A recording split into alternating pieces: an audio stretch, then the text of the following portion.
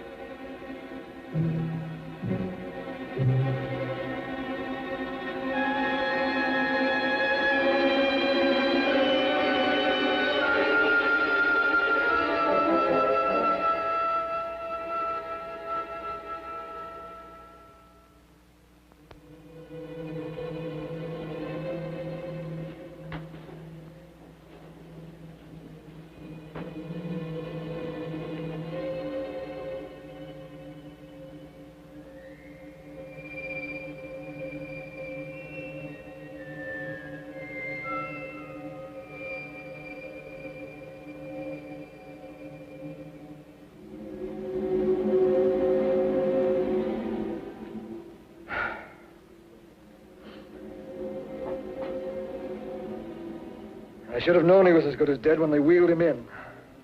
You did everything possible, everything you could, Dr. Corey. Everything. Everything except save my patient. Everything in the books.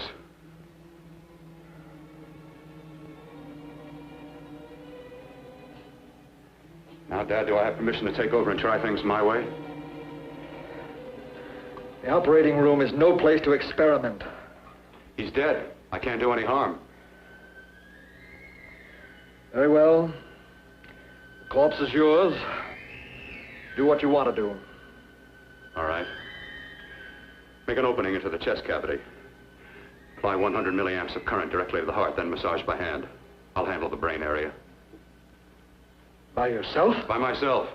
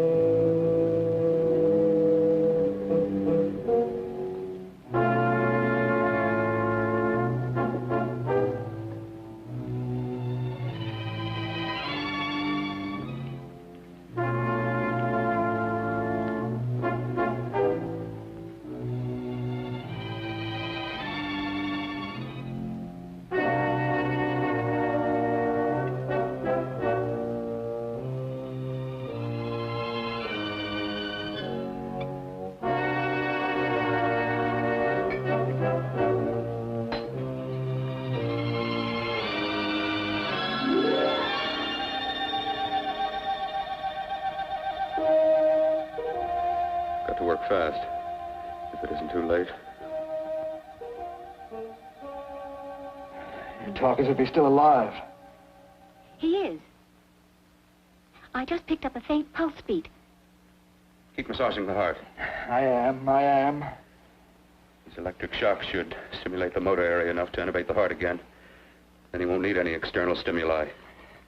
Keep away from the motor area. You'll paralyze him for good. Which would you rather be, paralyzed or dead? Don't try to play God.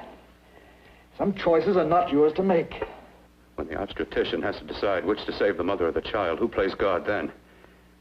It's part of the game. Game? The human body's not a jigsaw puzzle to experiment on. Still playing it safe like the other doctors, huh? Might as well save my breath. Keep massaging the heart. You've already lost your patient, Doctor. I'm going to save mine. His pulse is coming back stronger than ever. It's unbelievable. Nothing's unbelievable if you have the nerve to experiment. I've been working on something like this for weeks. In your laboratory? I knew this would work if only I had the opportunity. You don't conduct experiments on people. You should be sure of the results first. I am now. Stop massaging the heart. Let's see if it can take over by itself.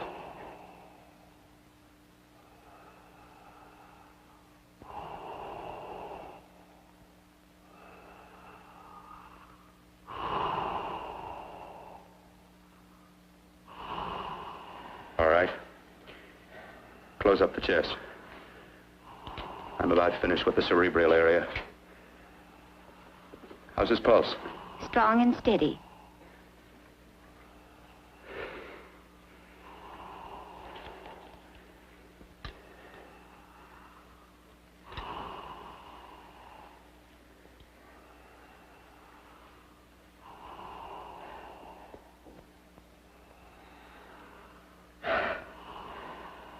You did perform a miracle. I may not approve of your methods, but I am proud of your results.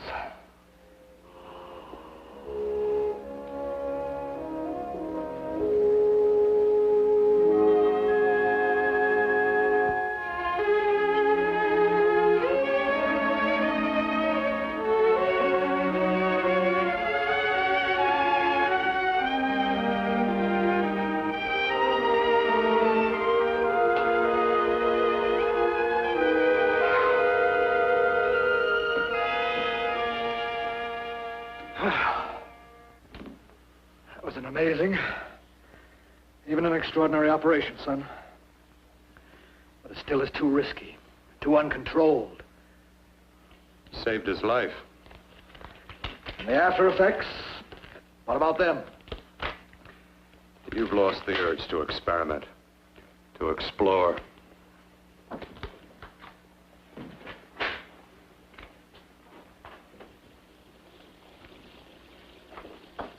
You don't explore on people. Before you put a scalpel to one, an operation like this needs testing under every condition. Over and over again. Rabbits, mice, monkeys, not people. That man who should be dead now won't think so. There's more to surgery than just being a carpenter to patch up walls or a plumber to drain pipes. Our bodies are capable of adjusting in ways we've hardly dreamt of. If we can only find the key. I'm so close now, so very close. The key to what? Complete transplantations. To be able to transplant limbs and organs. To be able to replace diseased and damaged parts of the body as easily as we replace eye corneas now. So that the new parts will join together as though they were born there. Can't be done. It can be done. With my new special compound I've created, I'll do it. I know I can do it. Sure, that's what you say. That's what I know. I know I'm close.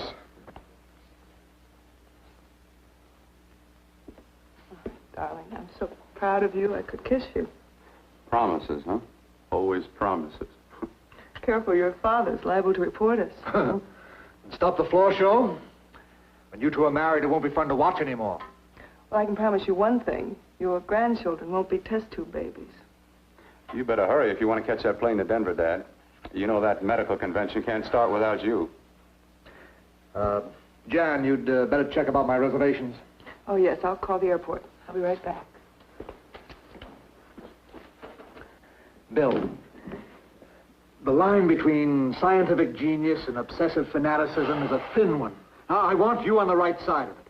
If I don't experiment, how can I hope to perform operations like the one you almost messed up? But I can't cover up for you anymore. The superintendent had it out with me.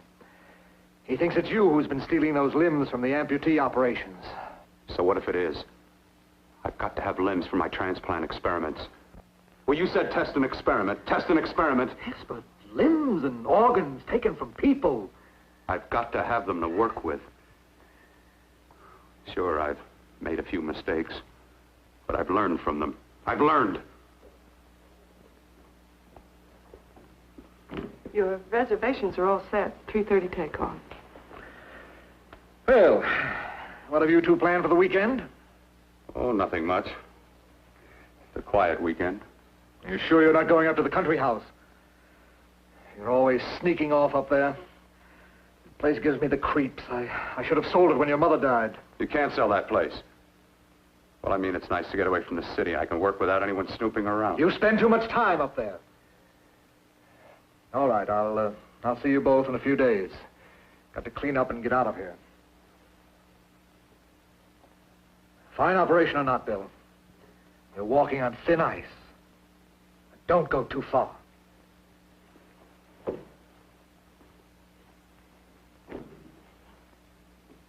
Oh, every time you touch me, I go out of my mind.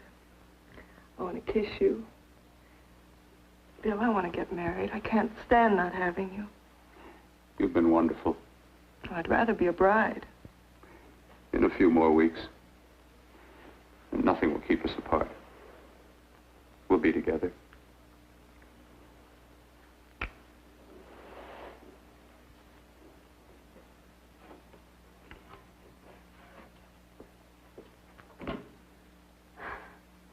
Dr. Cordner.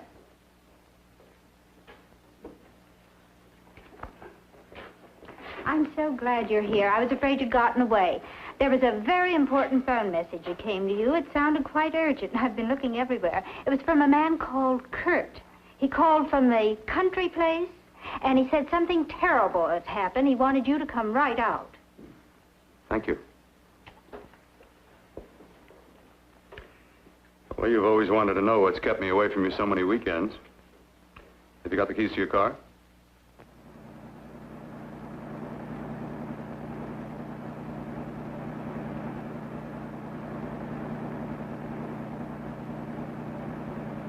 Why haven't you ever taken me up here before? Because the things I'm working on don't need an audience. That telephone call. What about it? All right. Hold off the questions. Why the mystery, Bill? What's it all about? We'll be there soon enough. You'll see. I've got to hurry.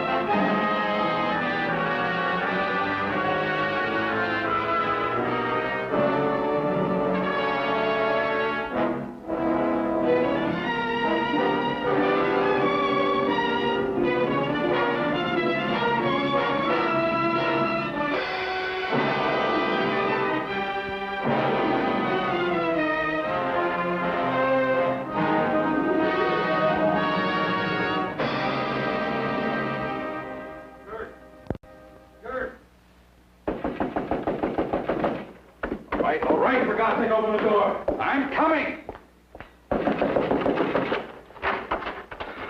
What's the matter? What's happened to you? A terrible accident. I've got to save her.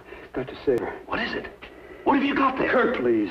Sterilize the tubes and instruments, quickly. What are you going to do? Aren't you going to have a look in the closet first? No, I can't now. This is more important. But you don't understand. For God's sake, Kurt, this is urgent. Do as I tell you before it's too late. I can't waste precious time arguing with you.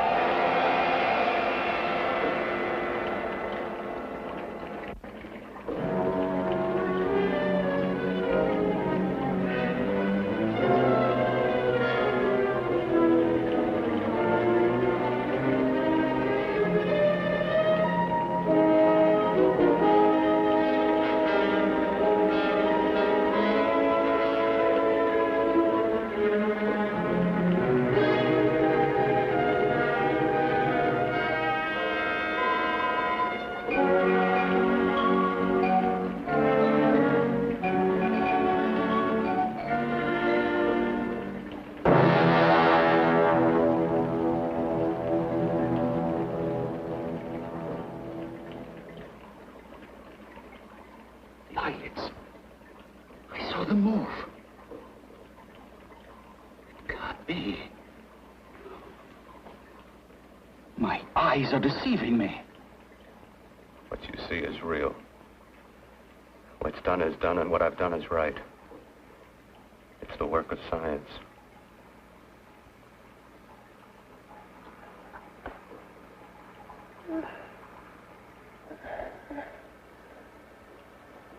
I remember fire.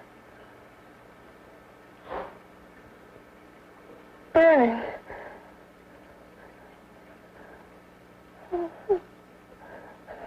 Let me die. Let me die. I've had some success with transplants. Now I can do it for her. Transplant her to what? I brought her back. She'll live and I'll get her another body. I can make her complete again. Only a madman can believe that she could ever be like before. Don't argue with me. I love her too much to let her stay like this. I'll restore her as before. You'll see. Can't you realize? Can't you see? There's a pattern to all that lives. An order, an arrangement. She had a heart and a brain, and her spirit was in both, not in one or the other. No. I'll give her a brain and a heart. Yes, and what of her soul? You say you love her, and you can remember her love for you. Then how can you make of her an experiment of horror? All the skill and science I possess was meant for this. Life has a pattern. The whole pattern of my life is shaping itself to save her now. Then you intend to go through with it? Yes. Sleep, my darling. Rest and grow stronger.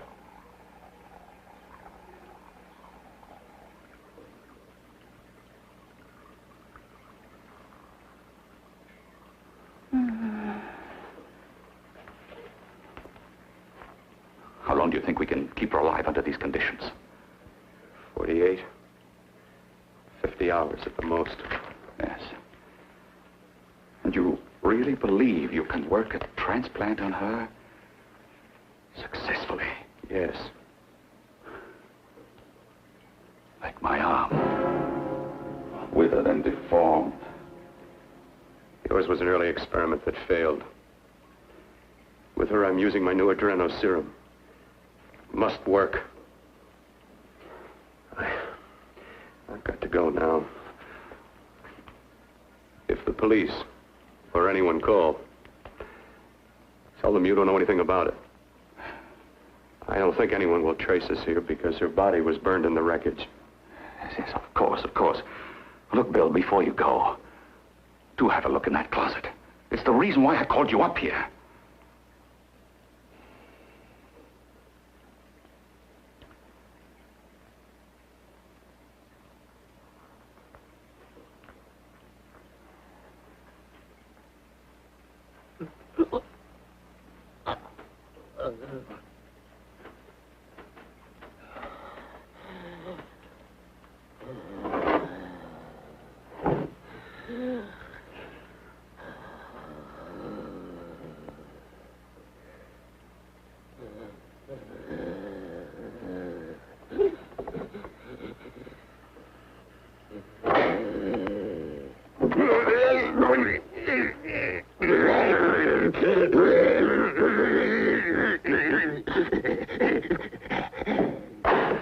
Keep it locked.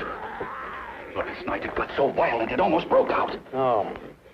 No, not through that thickness. Keep it closed. I've got to think about her now. I've got to find her a body. How are you going to go about getting one?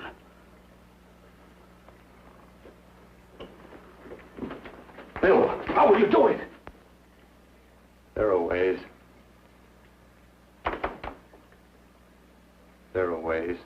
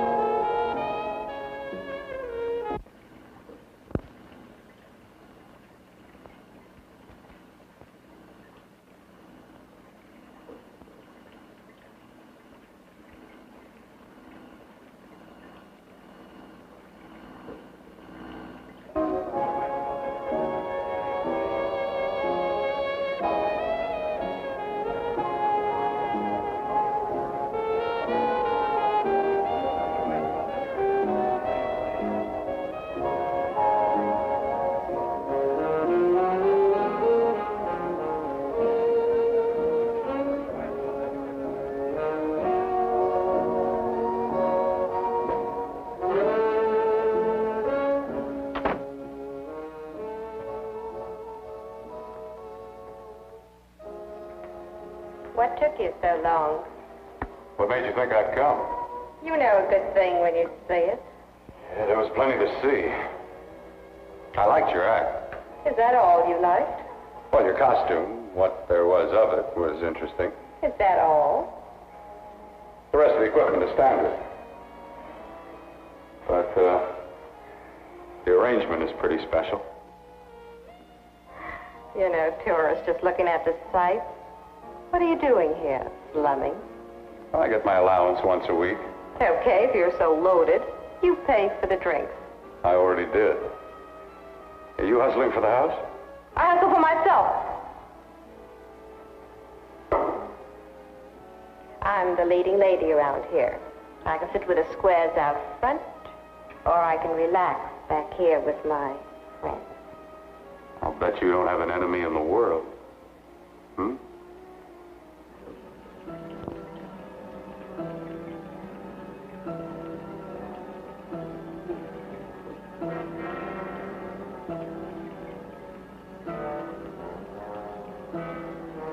Let me die.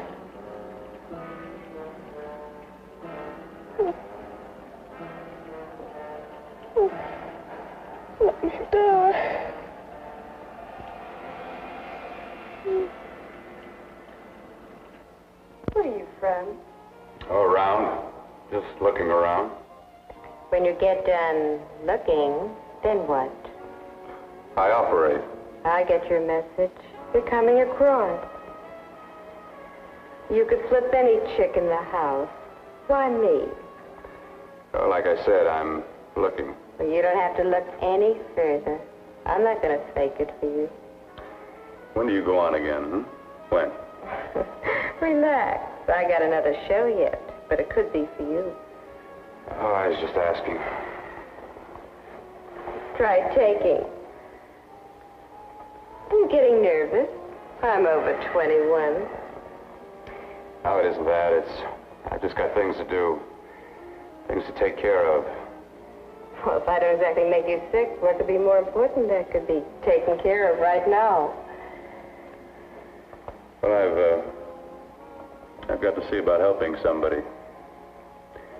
Somebody who needs my help very badly. You can't cut out of me now, baby. Now when you got me feeling so good. I'm so warm all over. I'm good for you. I know I'm good for what you want. You may be just what I'm looking for.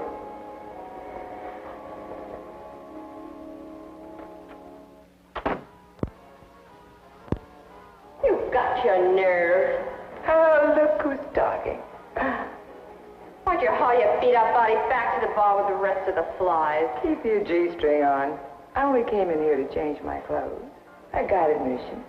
Now I'd like to see the rest of the show. Come back in half an hour and maybe you will. Get lost. Hi, lover boy. I see you've met the queen. Hey. Come here, don't hide. You know, you've got the kind of face a girl doesn't mind looking at. Even out front, all the other girls are asking about you. Get out of here. Two's company. Three's a crowd. Who's to tell me to blow if I don't want to? This here's my dressing room, too. Remember? It kills her to see me make time. You're the only thing that's going to be made around here tonight. Honey. Eat your heart out. Yeah. Yeah. Yeah, well, I'd better be going, What for? Look what you've done. You come busting with your 2 cents. Let me see you later. I'll make everything up to you. I swear I will. Yeah. Come on back later. I'll remember you. Yeah, that's what I'm afraid of.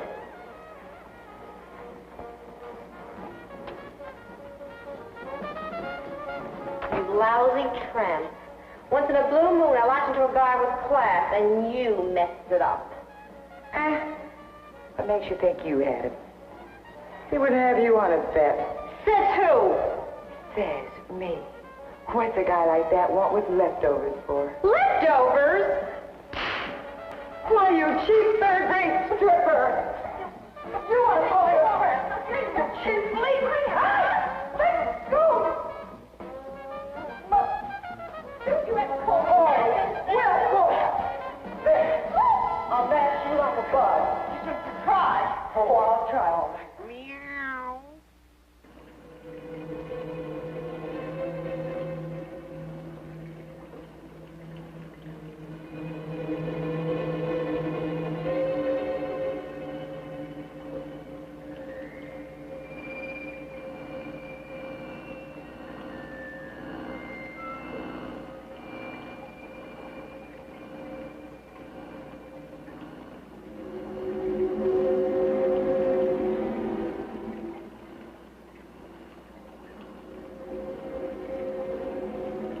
You. Inside the closet. What has he done to you?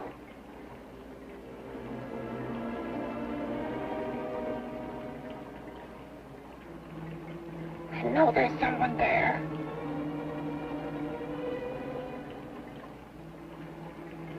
Knock once if you hear me.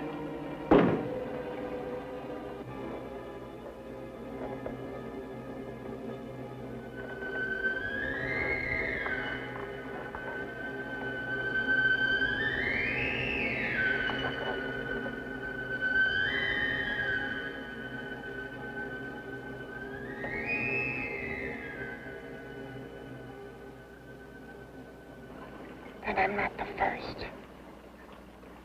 Knock twice if I'm not the first.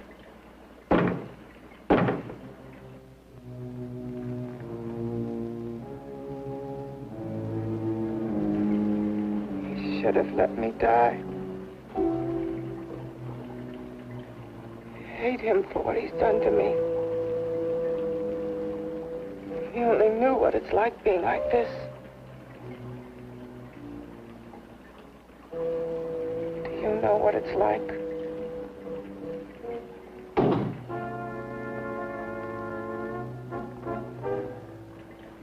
Together we could have revenge. You want revenge?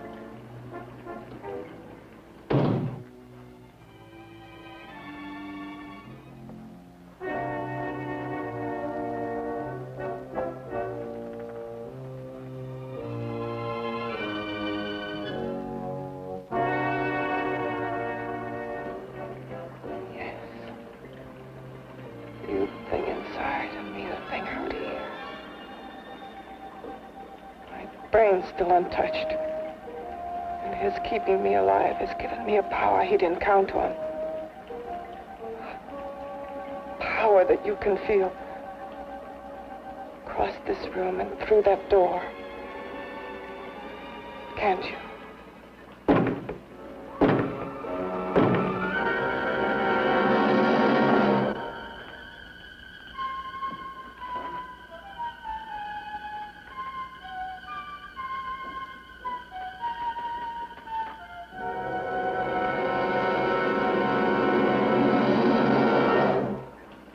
Together we're both more than things. We're a power as hideous as our deformities. Together we'll wreak our revenge. I shall create power, and you will enforce it. You, the thing inside. Me, the thing out here.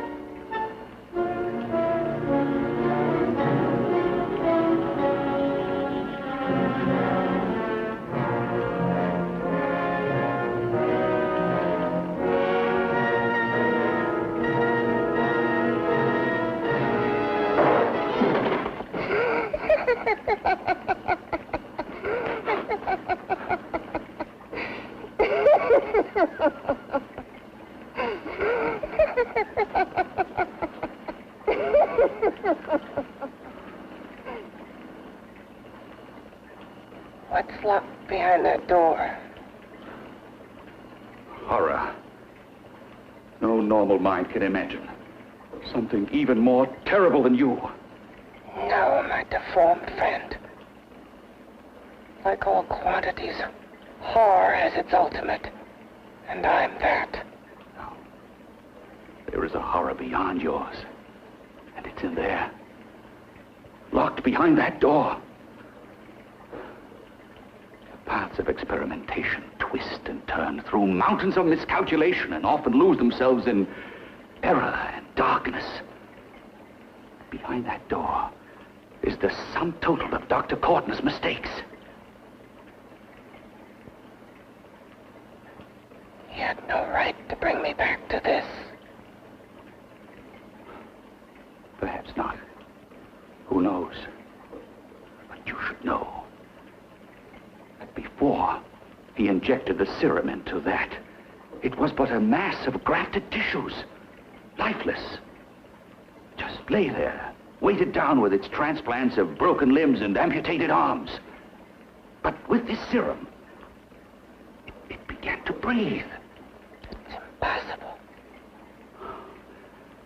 Would you have thought possible what he's already done? Take yourself. He's brought you back. You live. Only a few years ago, all transplants were impossible. That's what he's been doing up here where no one could see his work. Yes. Experimenting with transplants on that. And on me. Letting him tear away my flesh time after time. Test after test. My hopes shattering with each grafted arm he fastened to me. Watching it wither and warp. Instead of strengthening. You see, he's learned from his mistakes. And you stayed with him, helping him in his grotesque work that he claims is for science. Was there a place for me on the outside with this? A world where eyes would look upon me with pity, and people would turn away from me in disgust. No. The alcoholic has his bottle. The dope addict his needle. I had my research. I used to be a surgeon. It was my life. And one night in the laboratory there was an accident. They had to amputate my arm.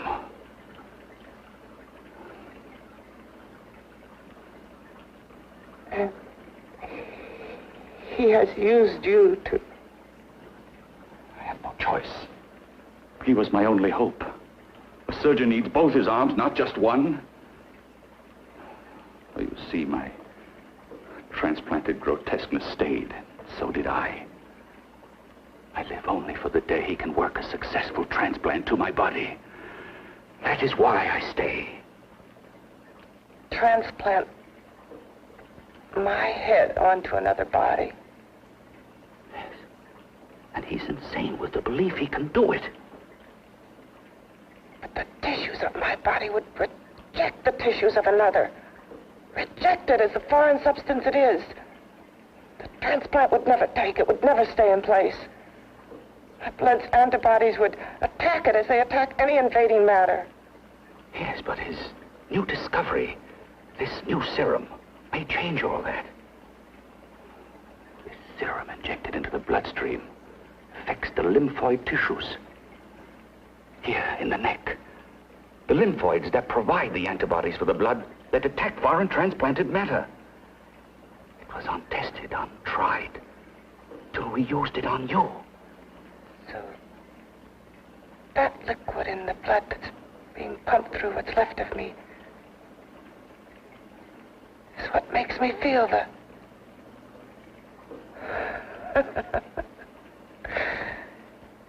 He may produce results he didn't ask for. Results?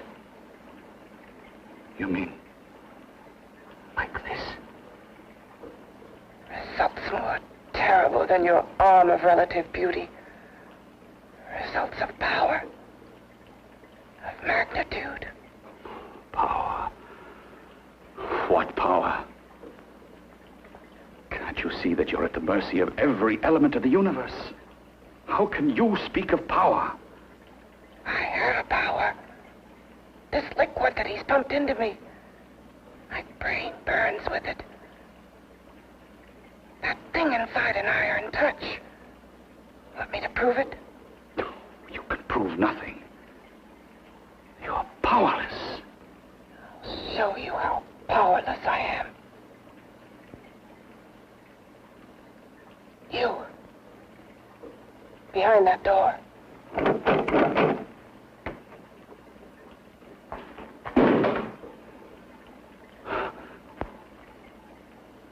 me know if you hear me.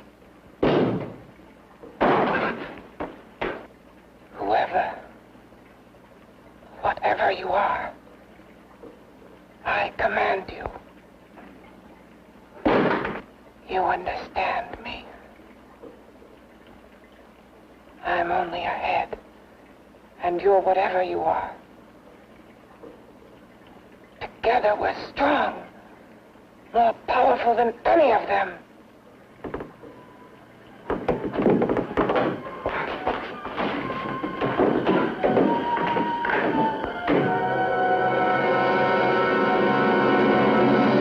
What are you running from? What's wrong with you? Oh, it's you. Something wrong, something beyond control in that room. There's nothing beyond my control. She's alive, and I'll keep her alive until I find her a body. I can't talk anymore. I'm tired. I've got to go to sleep. And you didn't find her a body? Well, I've got to be careful. I can't afford to be identified as the last person seen with a girl before she disappears. Do you think you'll get one?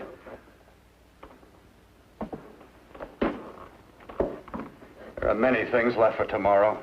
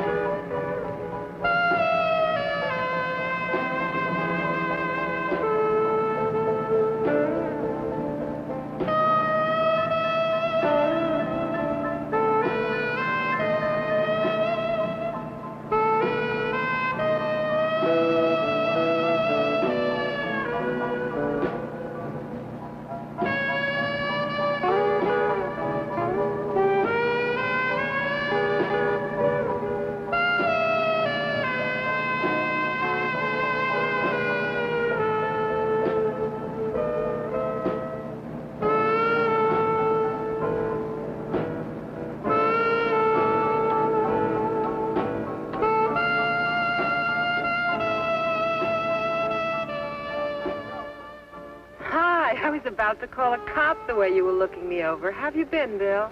Oh, just fine, Donna. I haven't seen you for quite a while. Too long. I'm still waiting for that call you once promised me. Well, you know how it is with interns. All work. All work and no play even makes for dull doctors. You're going to lose that bedside manner of yours. Say, how'd that little side course in anatomy? Yours? Anytime. No, not mine. A Body Beautiful contest. You know, bathing suit models. Plenty of females on the hoof. Your eyes will have a field day. Interested?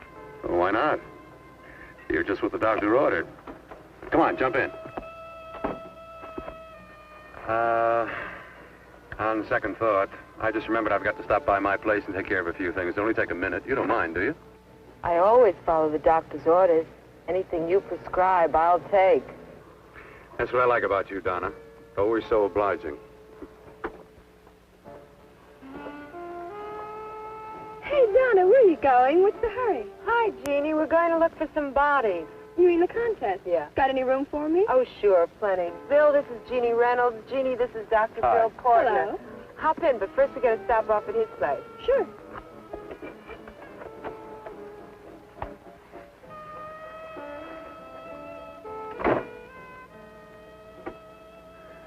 Well, as a matter of fact, I can wait.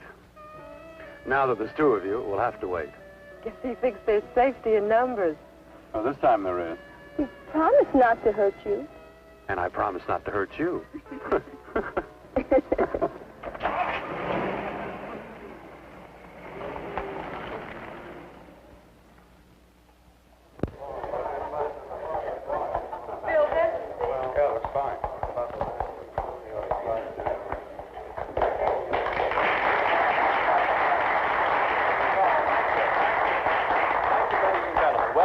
We're about ready to go. Backstage are 5 of the girls who have reached the contest finals, and we are here to choose Miss Body Beautiful. Now, we've eliminated everyone except the 5 finalists, and they will be judged solely by your applause. So let's bring them on.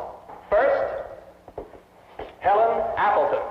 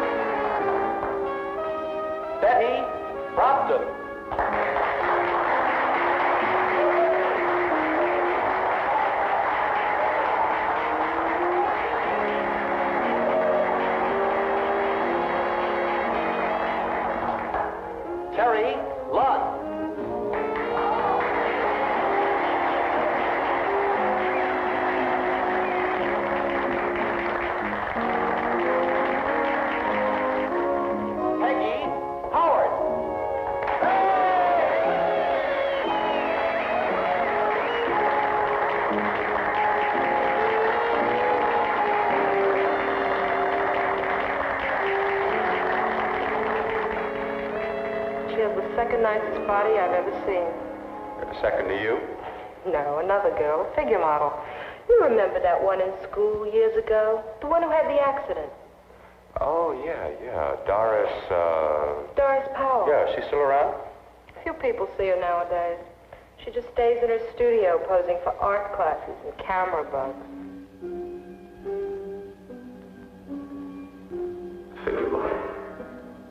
Poses for art classes. The nicest body she's ever seen. The nicest body. Maybe this is the one. She's got to be. I can keep Jan alive only for a few more hours. I've got to find her a body.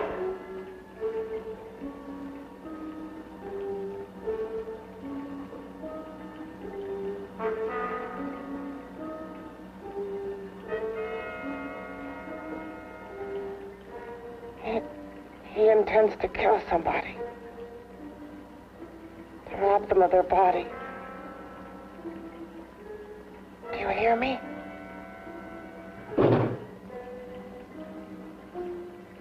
Yes, you hear me. You know how Bill's egotism drives him on and on. To infamy upon infamy. Can good ever be born of evil?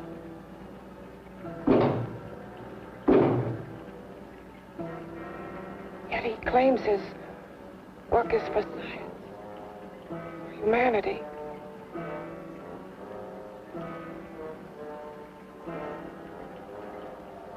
To be joined to flesh not your own. What's human in this? Of how you must exist, locked behind that door. We've got to stop him.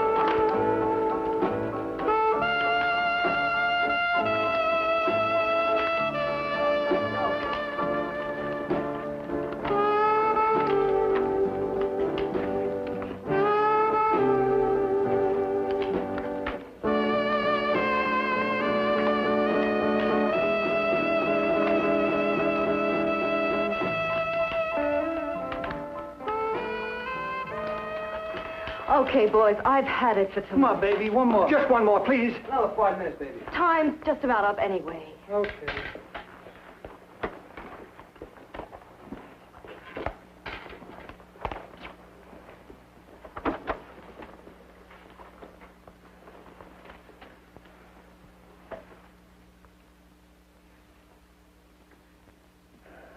Say, Doris, would you like to have a drink with me? Just you and me, away from everybody? Someplace where nobody will butt in, where you and I can really be alone. No, thank you.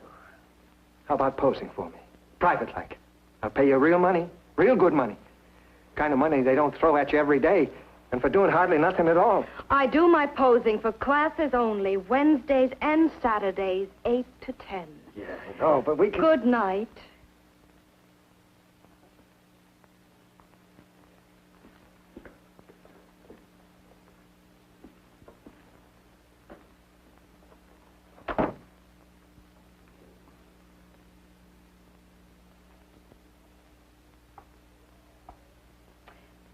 see it all, mister. The show's over. Next time, bring a camera and buy a ticket. I'm not running a charity. You don't remember me, do you, Doris? Every guy on the make gives me that same tired line. I'm Bill Courtner. Bill Courtner. Long time ago, that fight. You almost tore that wise guy apart for making fun of me. After my accident. Look, can't we go somewhere and talk? No, I don't date men. Because I pose like I do. Your mind works overtime. You get ideas.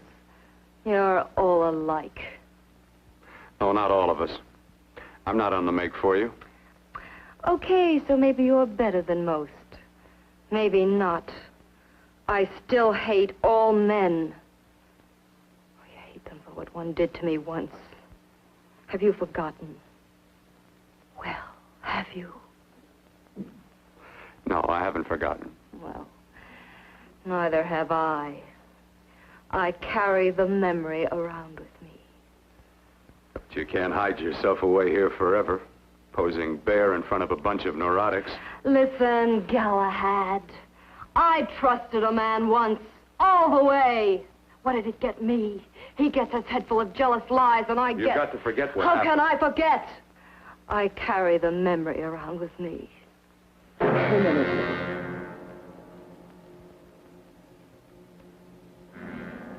Am I so appealing to you now? Still so interested? Doesn't it make you sick?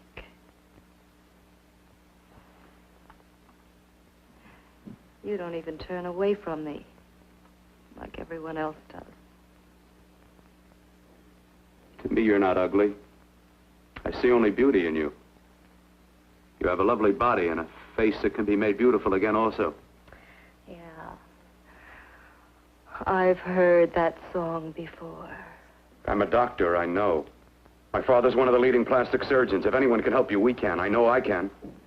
I've been to doctors. It's no use. The scar tissue's too deep. No one can help me.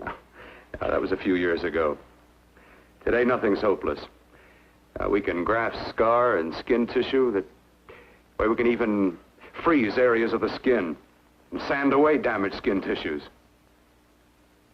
The way you say that look in your eyes, I almost want to believe you. I almost want to believe you. Well, then start believing, hmm?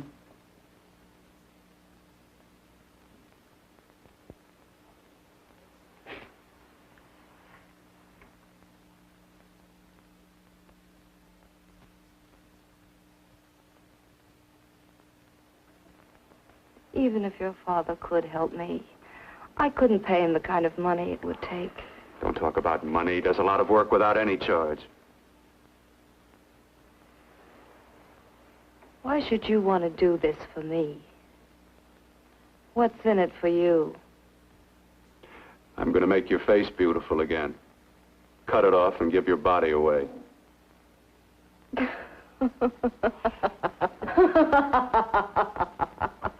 I'm sorry, Bill. I have been knocked around so many times. I've lost count.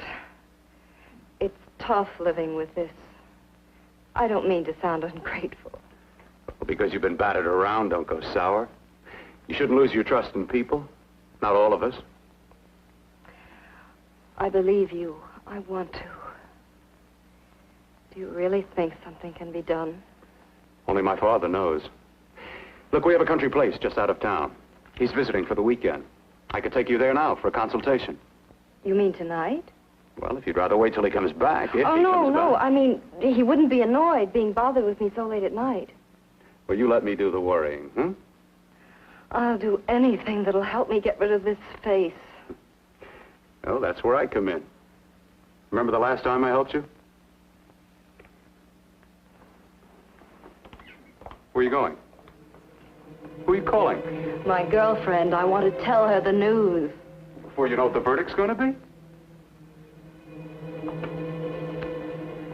you're right. I shouldn't talk until I know what's going to happen. My girlfriend, she's supposed to drop in later. I'll have to leave her a note or something. Well, just tell her you'll see you later. Otherwise, she'll ask a lot of nosy questions. We want to be sure first. Just throw something on, huh? I'll be with you in a minute.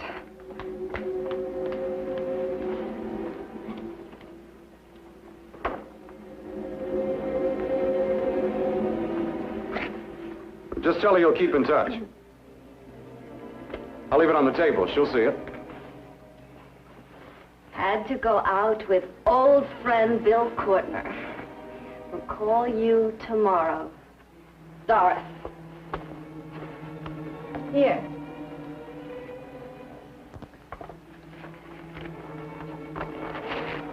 I'll leave it on the lamp. She'll see it, won't she? That's the first place she'll look. I'll leave the lights on for her.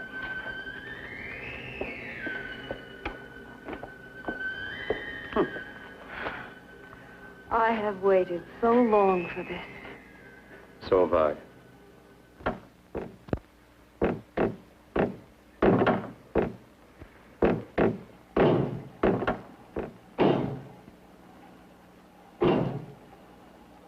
Again. Hit it again. Got to see your hideousness. You've got to see mine. Wonder which of us is more awful. Nothing you can be is more terrible than what I am. A head without a body. A head that should be in its grave. I hate him. I hate him for what he's done to me. Can your horror match mine? Quiet. Someone's coming.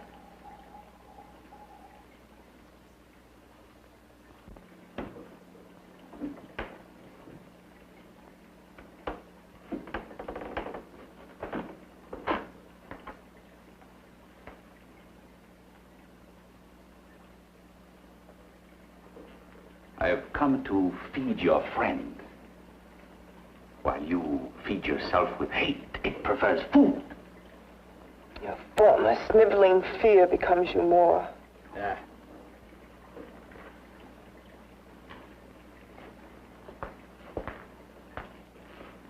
What makes you think I'm afraid of what's in there?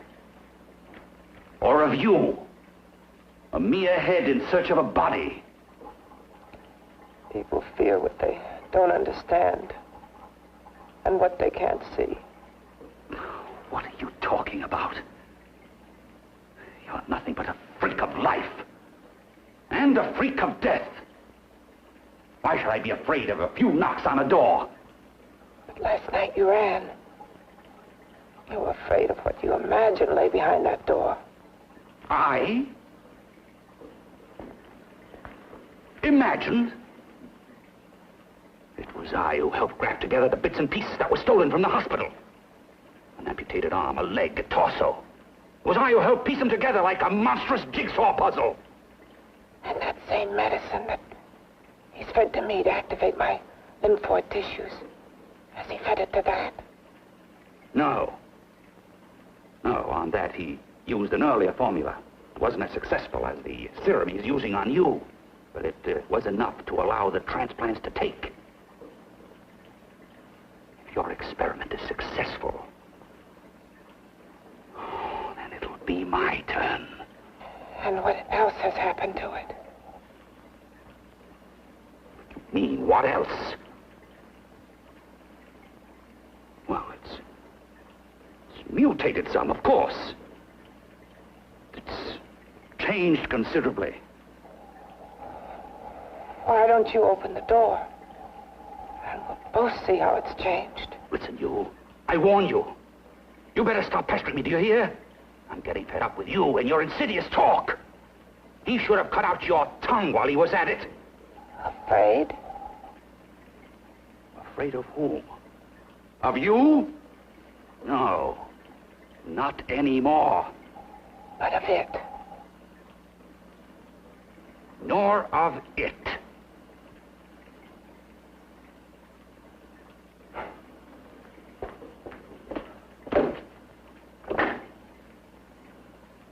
He only keeps it locked in there so that it'll be safe, that's all. Safe? From me?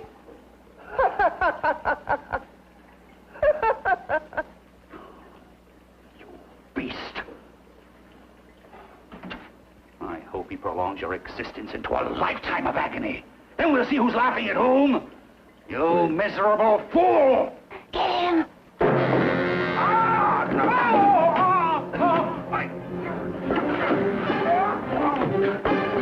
Get him!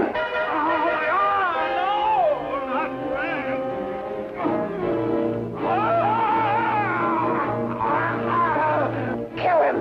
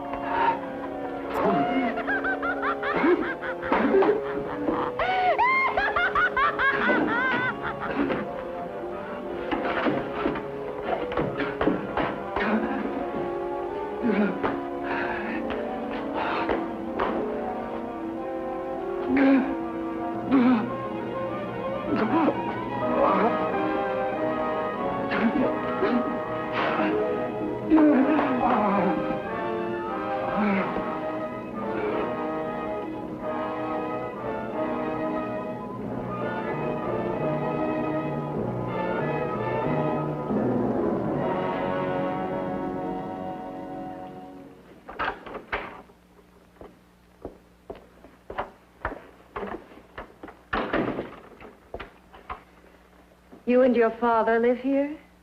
Only on weekends when we want to get away from the city. This place certainly is lonely. Well, the further from prying eyes, the better.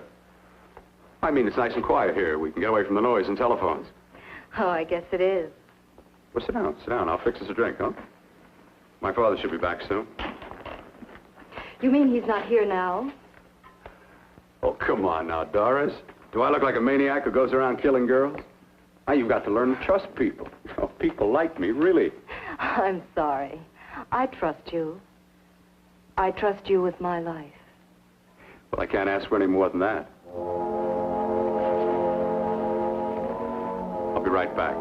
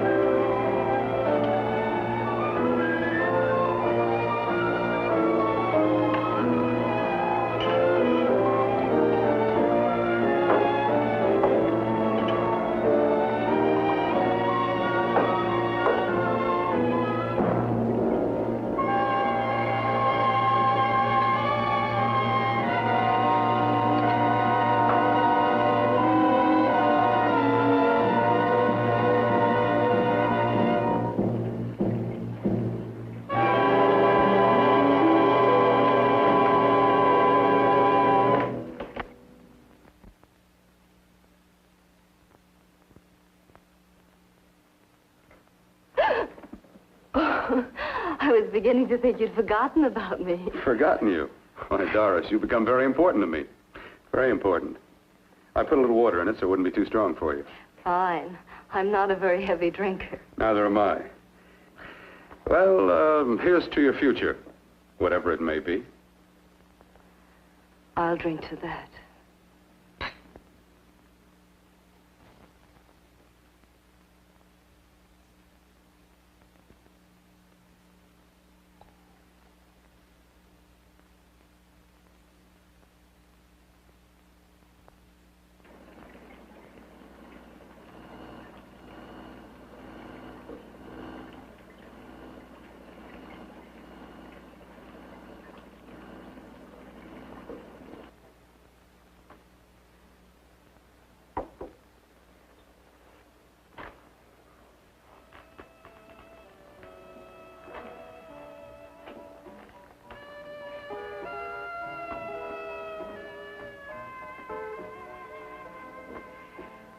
Getting awfully warm in here.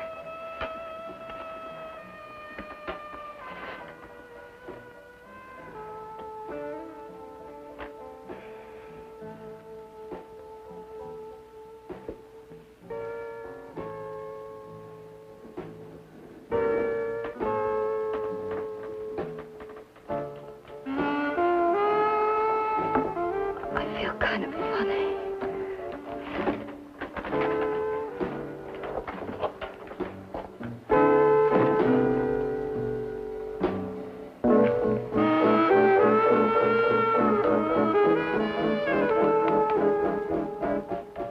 Bill, you put something in my drink, didn't you?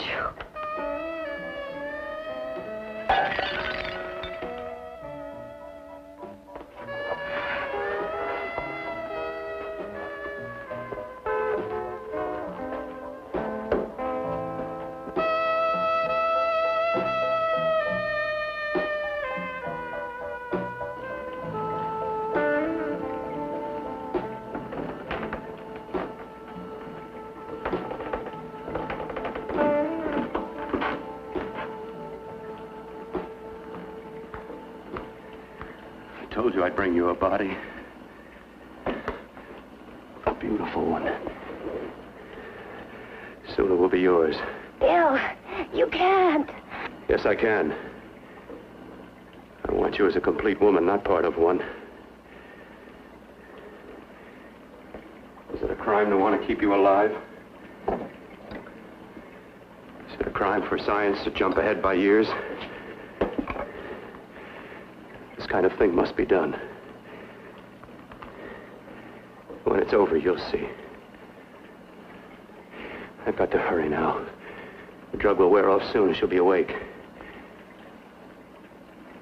When she does come to, it will be your head consciously awakening for her.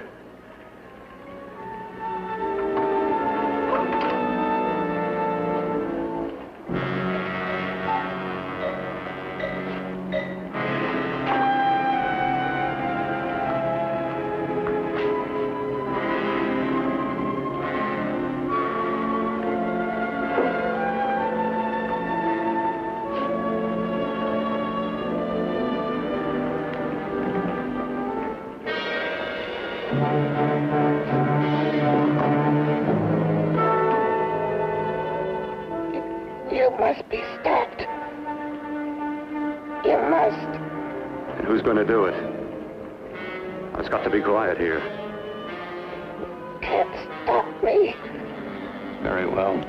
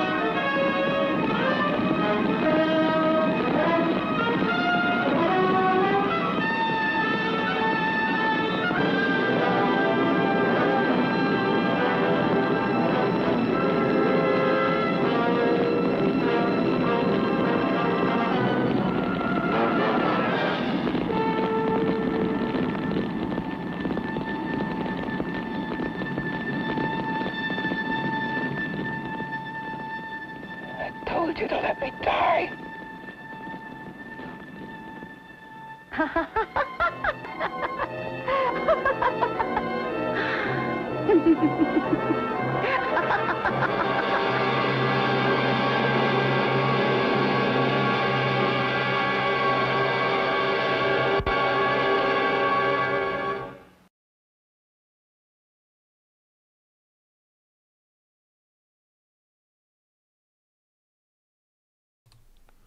Yeah, that worked out well, eh? The brain that wouldn't die. So, this second one got Trilogy of Terror. Here we go, that's it back at the beginning.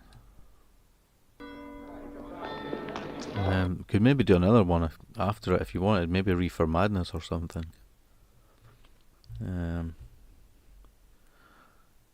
If you wanted.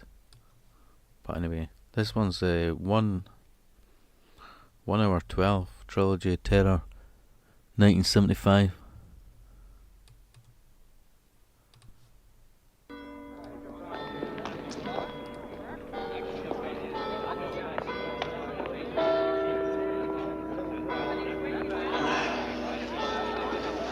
Oh, some wool dress.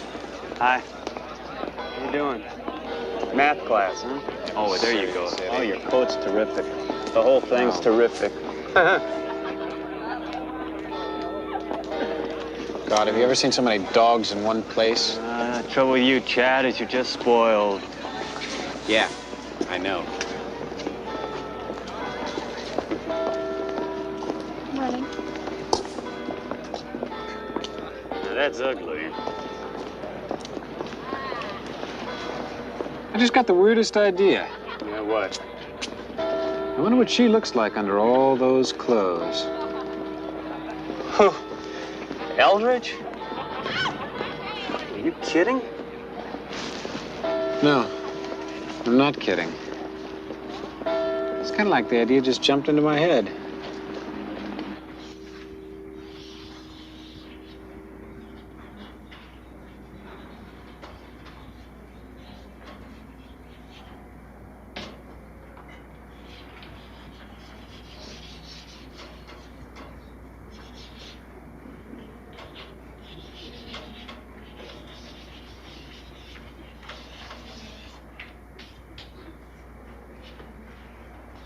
Basic literary triangle.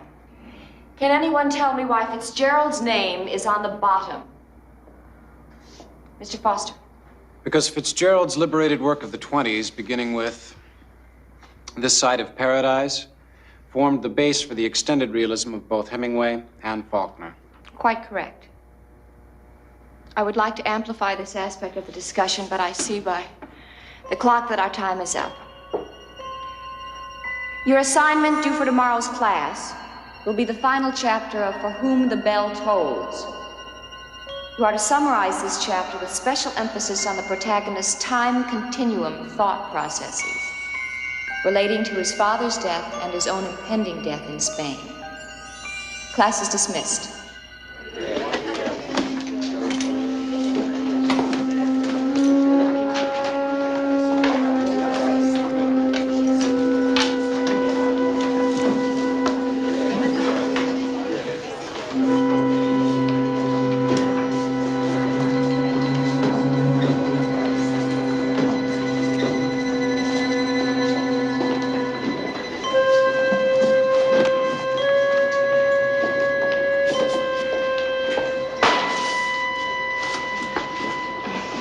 Thank you, Chad.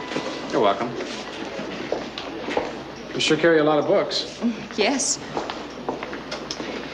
Miss Eldridge, you go to the movies much? sometimes, not often. No? I do. A lot.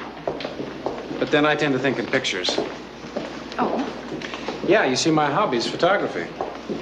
well, that's very interesting. I thought that maybe we It's could... very nice talking with you, Chad, but I do have another class. Yeah. See you. You're really serious about that, aren't you? Well, you got any funny ideas, you better forget it. Don't go messing around with teachers. Oh, really? Gee, I Didn't know that.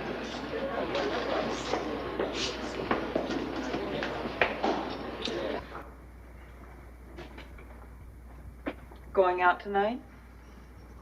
No, I have too much to do. You know, for the kind of money they pay, you put in an awful lot of hours. That's true. Julie, Steve has a friend. He's a very nice guy. Well, you can't just stay home all the time. You gotta go out sometimes. I'm all right, Anne. Don't worry about me. The problem with you is you don't give yourself half a chance. If you'd work at it just a little, you'd really be attractive. Anne, have a nice time tonight. Okay. Good night. Night.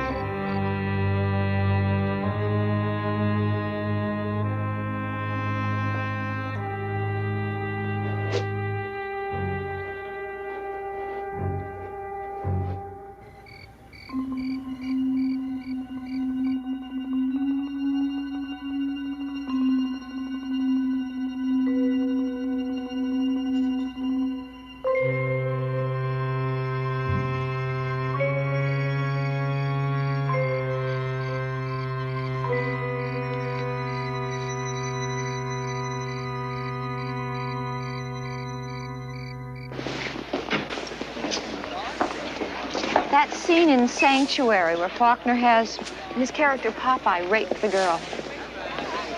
I prefer Fitzgerald. He only suggests violence. Well, Faulkner was just telling it like it is.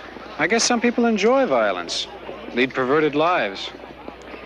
And speaking of perversion, there's a wonderful old vampire pic playing down at the Village Drive-In this Friday. It's all in French with English subtitles. It's a real classic. How about going to see it with me? For reasons of cultural expansion. Well, I thank you, Chad, but you know, teachers aren't allowed to date students. Or didn't you know that? So who will find out? My lips are sealed. I won't tell. You have your pick of all these lovely co-eds, Chad. Why would you want to date me? Because I prefer maturity in a woman. All those others, they're just a bunch of kids.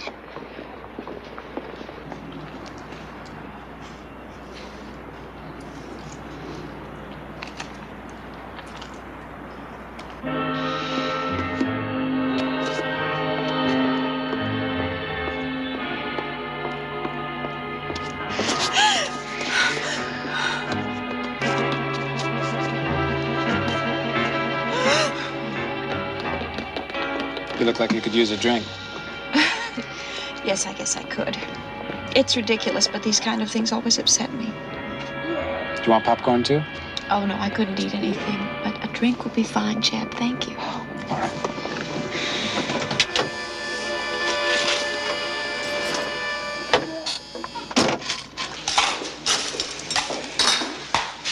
What'll it be? 2 large root beers. Easy on the ice. 2 large root beers, easy on the ice. How much is that? $1.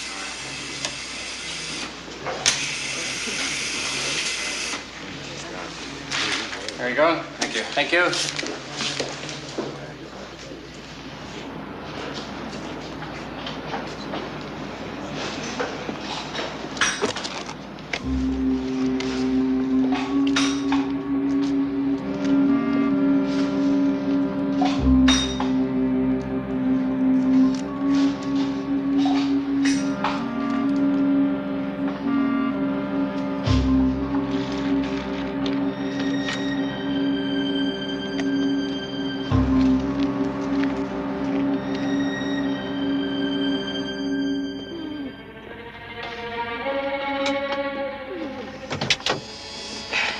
Here's your drink.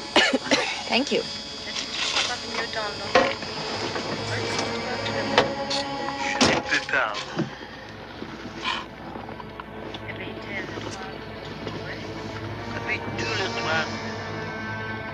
Tastes bitter. Yeah, mine too. I guess they're not putting enough syrup in them.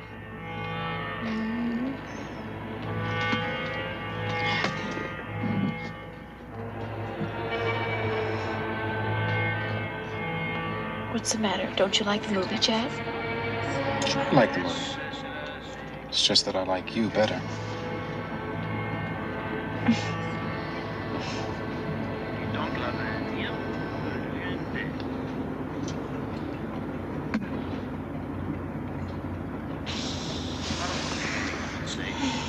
What's wrong?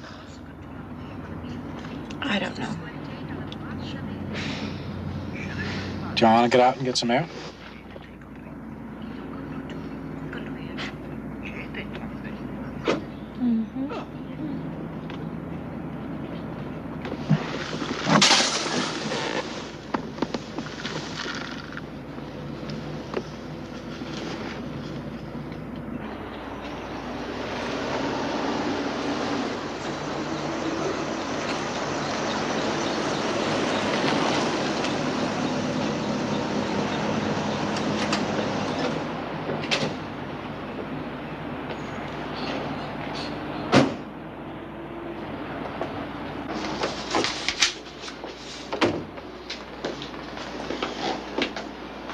Can I do something for you? Yeah, I need a room for the night, me and my wife. The name's Harker, Mr. and Mrs. Jonathan Harker. You got any baggage? Yeah, I got baggage. Need $15 in advance. All right. You fill out the card. Thank you. Yeah.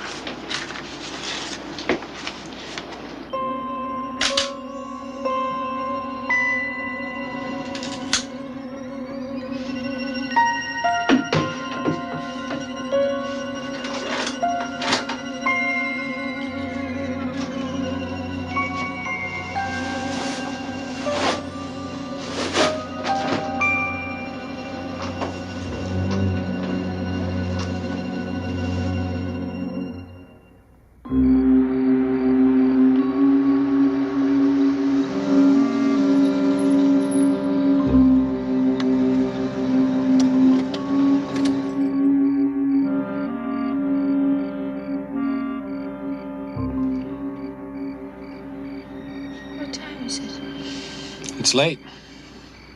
We're home. Boy, you must have really been tired. Could I? Did I really fall asleep? Mm-hmm. Oh, I'm sorry. I mean, this has never happened to me before. I'm just sorry that I took you to such a boring picture. Well, I warned you, at least. I told you I wouldn't be a very exciting date. Forget it. I decided to let you sleep. I figured with all the work you do, you needed the rest.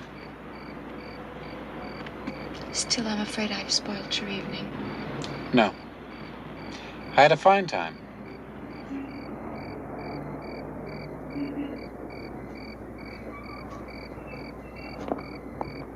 Well, I'm really sorry. Hey, I thought we agreed to forget about that.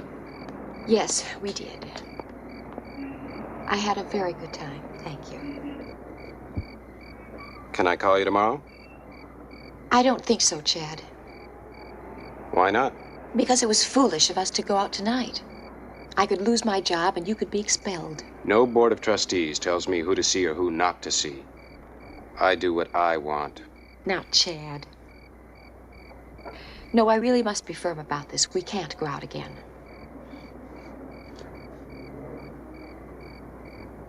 We'll see. Good night, Julie.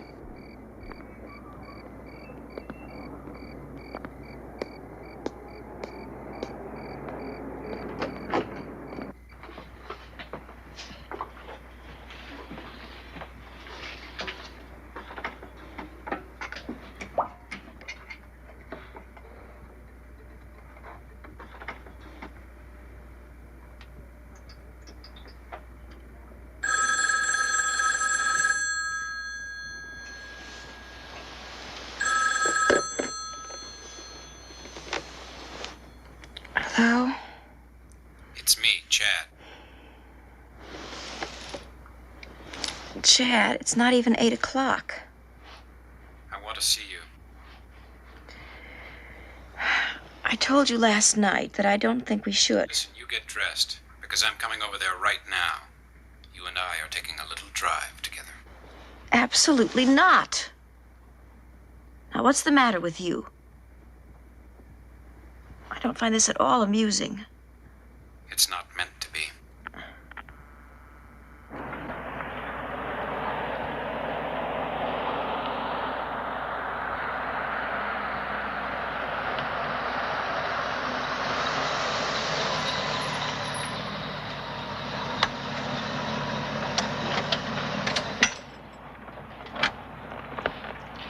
Are you ready to tell me why you're behaving this way?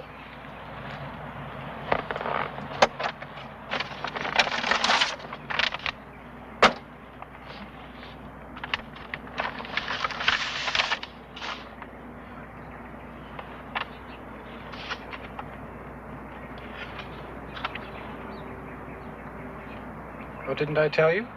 My hobby's photography.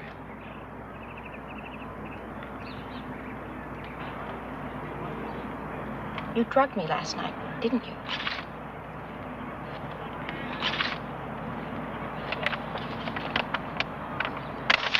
Why could you do something this sick? Well, I think they came out rather well, don't you? Oh, and you can keep these. Because you see, I have the negatives.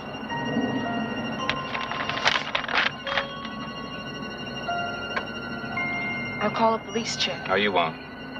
First of all, you have no proof that I drugged you. I'll deny it and offer these photos as proof. Tell them you seduced me, that you've got a thing for students. No. I'm sure you don't want the police or anyone else to see these.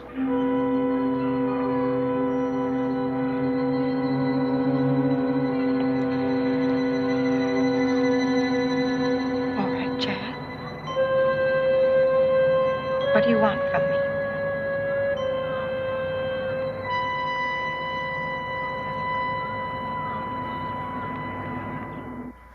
The realism of Faulkner, Steinbeck, Hemingway, and even Hammett opened the doors to a new kind of literary expression, indigenous to the new American frontier experience.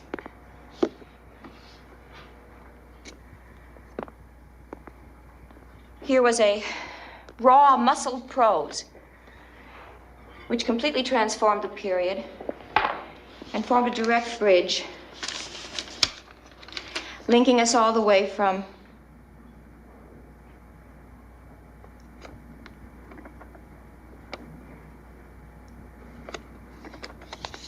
the aesthetic realism of a Dreiser to the rather disheveled class is dismissed. Class is dismissed.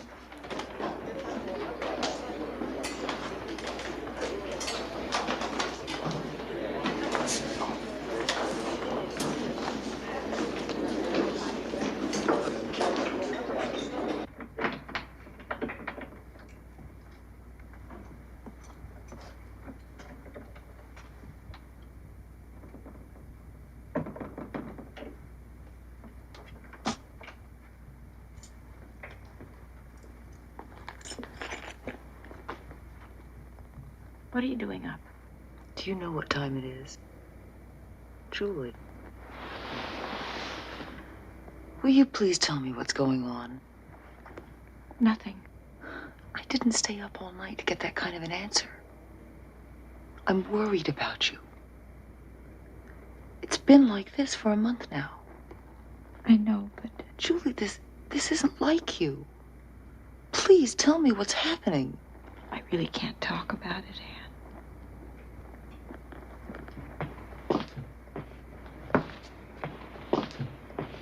Go to bed.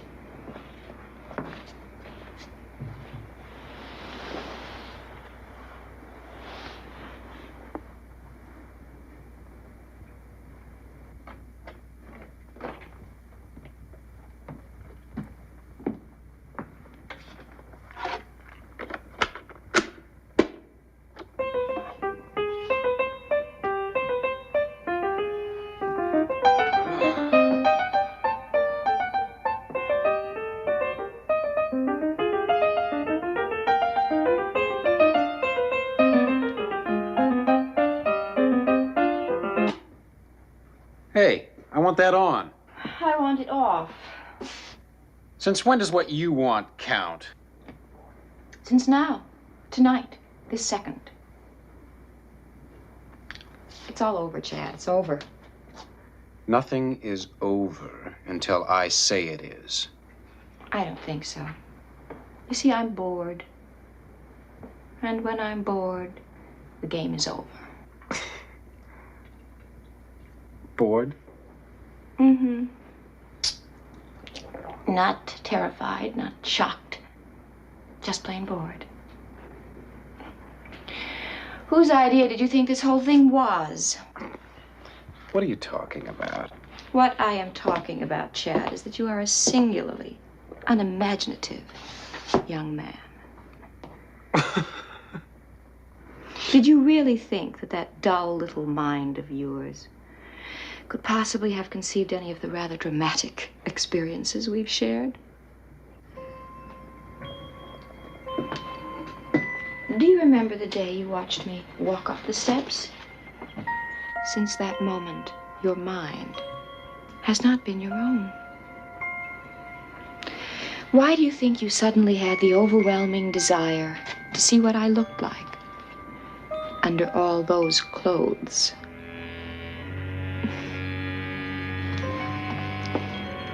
Don't feel bad. I always get bored after a while. Although, there was one boy in Denver who did keep me amused for almost 9 weeks. But then he was wonderfully creative.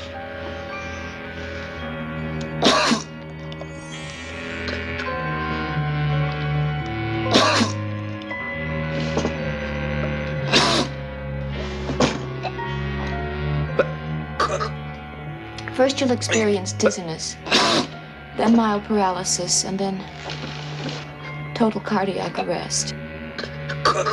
You've drugged me. No, dear. I've killed you.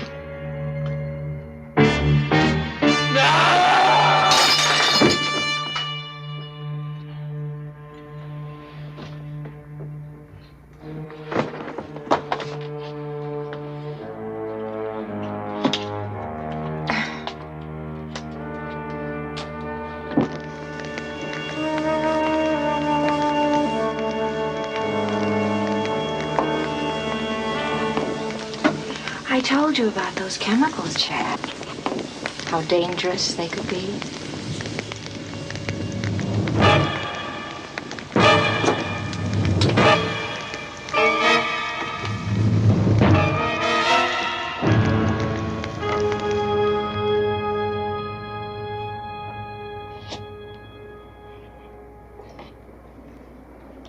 He was one of your best students, wasn't he?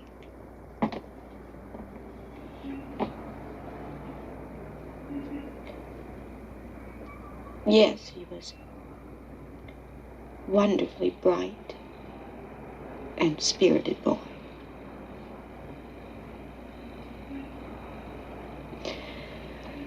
You know, I warned him about those chemicals. How dangerous they could be.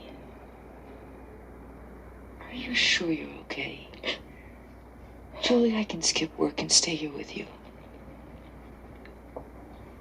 No, you go on. I'll be fine. Are you sure? Yes, Anne.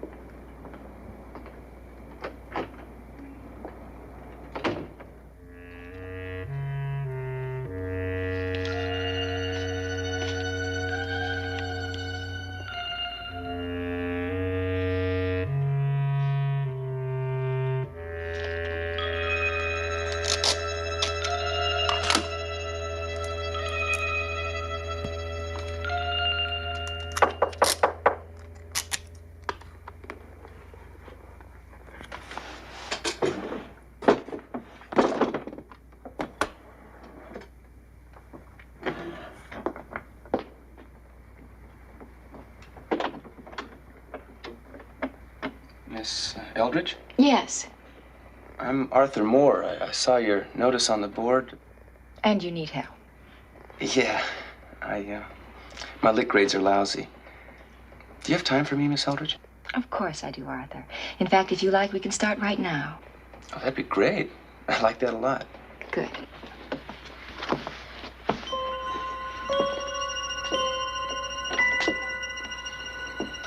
I think we're going to be friends, Arthur.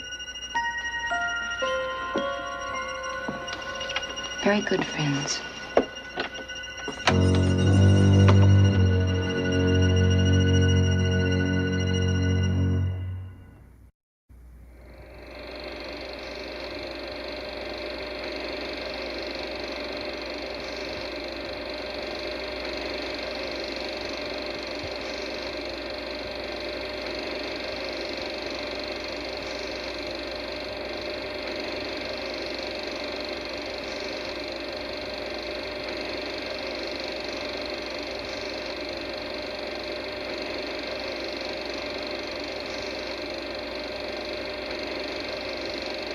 The funeral is over, and I am alone in the house.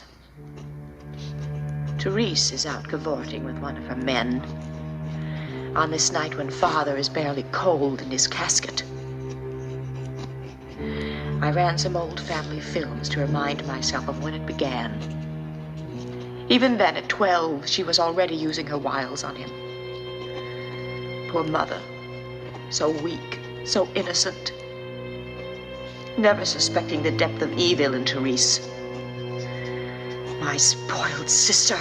Her sweet little face never fooled me for an instant. I knew the darkness behind it. I knew the fermenting ugliness in her soul.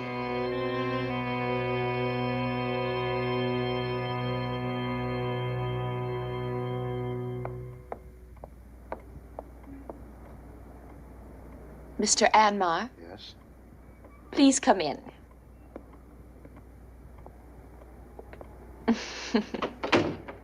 I know what you're thinking. You're wondering how sisters can look so unalike. I have never found it necessary to affect the ways of Therese. Please sit down. Is she here? Oh, no. She's gone to a party. A party? This afternoon at the funeral, she seemed so distraught. My sister is an unusual girl, Mr. Anmar. I doubt that you truly understand her, which is why I've called you here. What do you mean?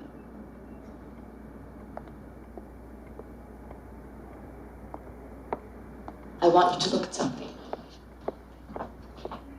Here's Therese and Father. She was 15 then. I want you to notice the way she's pressing herself against him. I don't understand. Why are you telling me this? My sister is evil, Mr. Anmar. I think you should know that.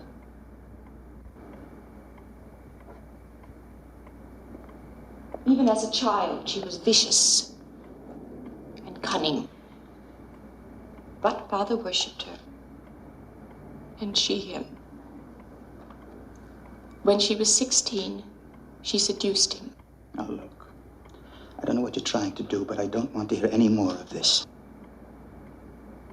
It was not long after that Mother died. The doctor said it was an accident. That she had taken an overdose of sleeping pills. But it was no accident, Mr. Anmar. It was Therese. She had put those extra pills in her milk. If this is true, how could you live in the same house while they... Well, you see, I had no place else to go. I had no money and no way to earn any. No escape. So I kept to myself as much as possible. Tried to avoid Therese. To ignore what was happening in this house. You don't believe me, do you? Miss Lorimer, I don't know what to say. These books show what she is. Demonology, pornography, Satanism, voodoo, witchcraft. These books aren't just relics, Mr. Anmar. She uses them to capture the souls of others. By her own admission, Satan guides her. You don't really expect me to believe this, do you? But you must believe me, Mr. Anmar. You see, Therese's soul is damned. And I cannot help her. But I can help you. Miss Lorimer, I'm afraid you're the one that really needs help.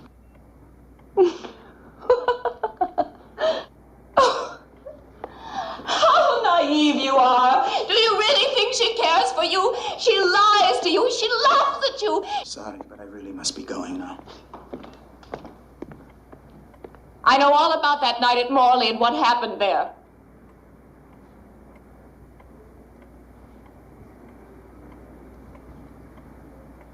She told you about that? Yes. She told me everything. Gloated. Bragged about how she was able to corrupt you. My sister enjoys inflicting pain, Mr. Anmar. And apparently she somehow persuaded you to share that perversion. Now do you believe me?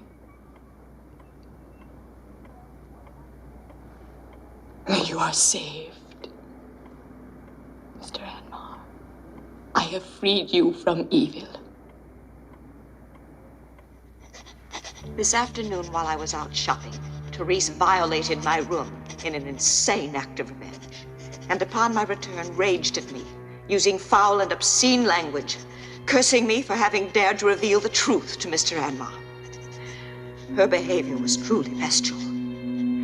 She's becoming more violent by the day. It's as if Father's death has released the demons within her, and I actually fear for my life.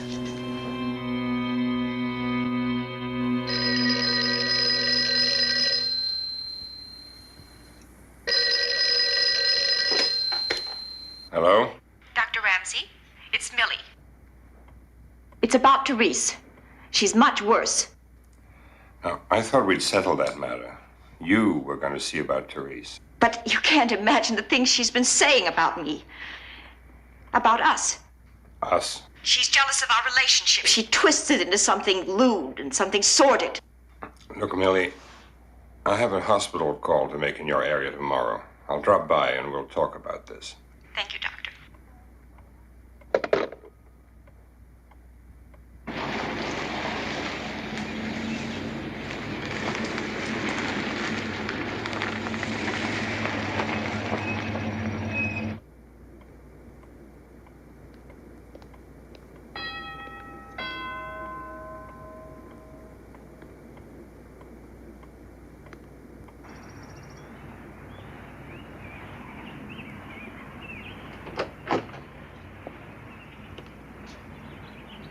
Hi, Doc. Come on in. I've been expecting you.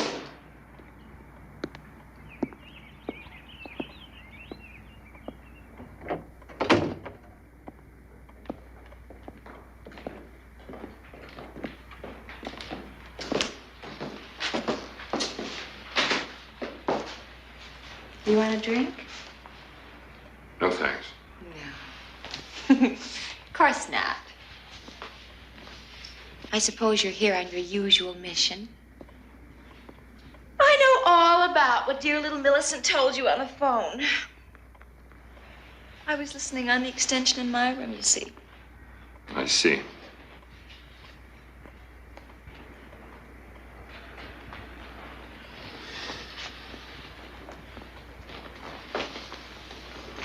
So, I guess it's just a wasted visit, Doctor. Because I know Millicent won't talk about me when I'm in the house. And here I am. Did you destroy her room? Yes, I destroyed her room. Why shouldn't I? She deserved it. I mean, where does that little twit get off thinking she's got the right to stick her nose into my affairs?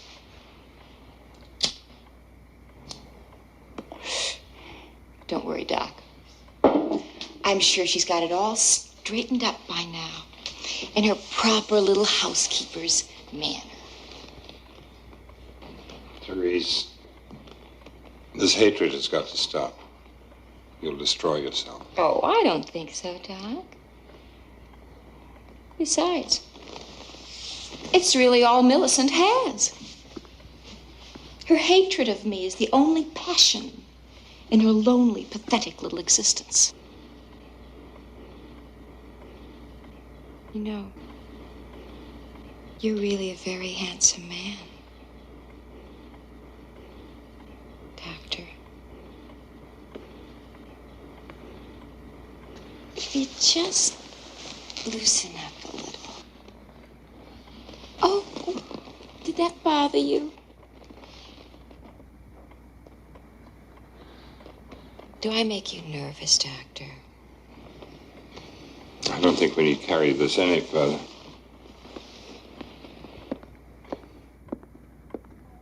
What's the matter, Doc? You still a virgin? Or, is it that you just don't like girls? I'll call again soon. We don't need you anymore, Ramsey. Why don't you just get the hell out of our lives? Don't phone us and don't call on us. Well, leave! And don't ever come back here!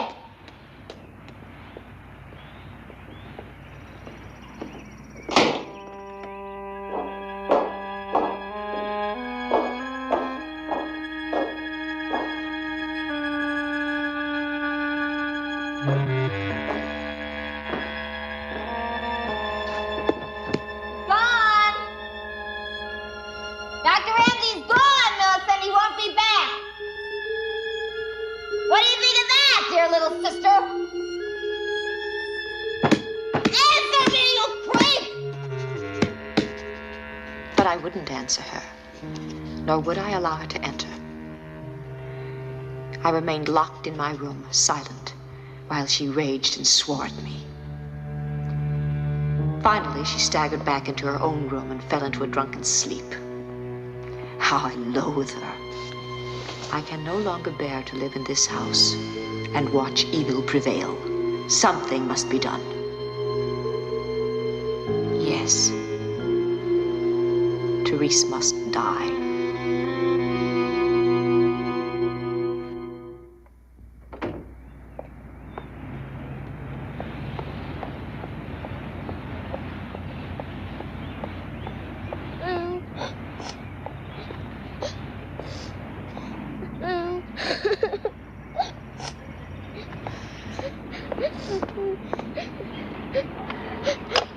Tracy, what's wrong? What's the matter? My doll is broken.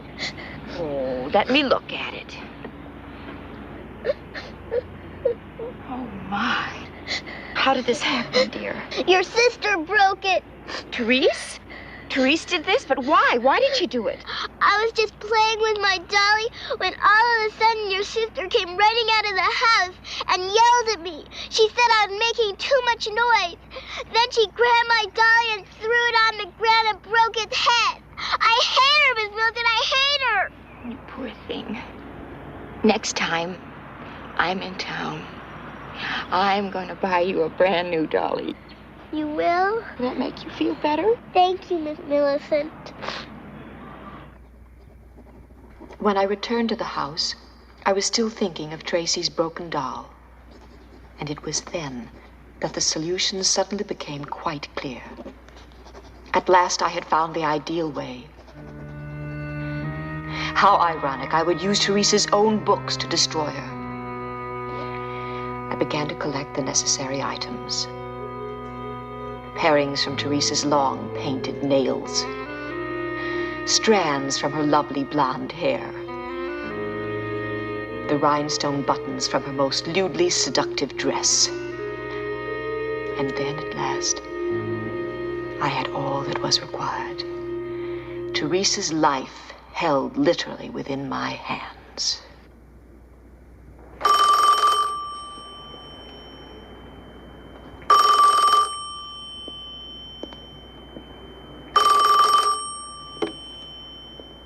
Hello? Hello, Dr. Ramsey. It's Millie. I've been trying to reach you since yesterday. Millie, I'm terribly worried. We must talk. I appreciate your concern, Doctor, but I no longer feel there is any need to talk. You see, things are different now. I found a way to deal with Therese. I insist that we talk. That is all I have to say to you, Dr. Ramsey. Your advice is no longer required. Goodbye.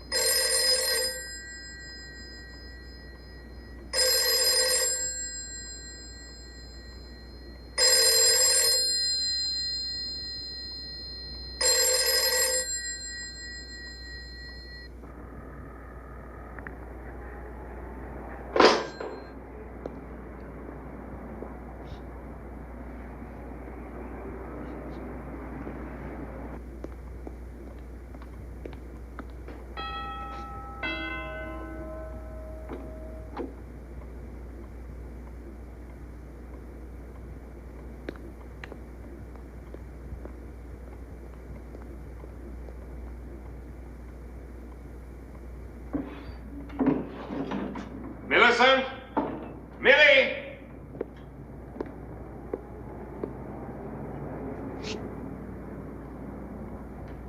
Millie, you in here?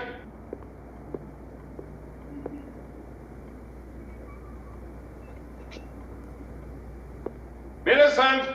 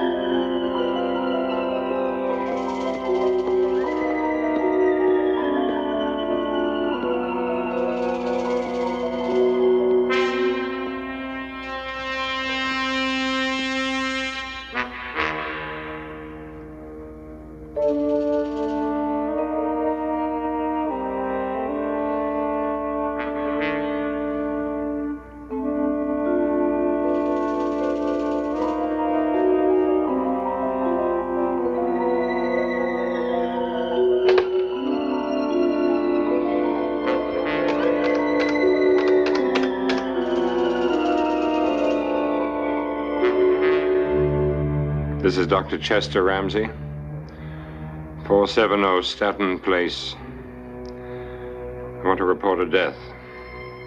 Female, age 26. Cause of death,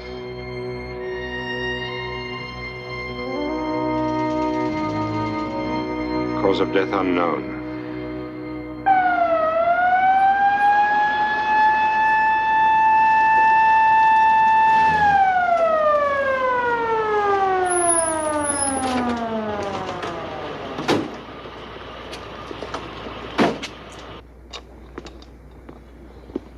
Just a moment. take her away.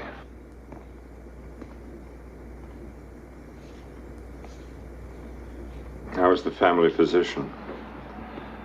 I knew her quite well. Her name was Therese Millicent Lorrimore.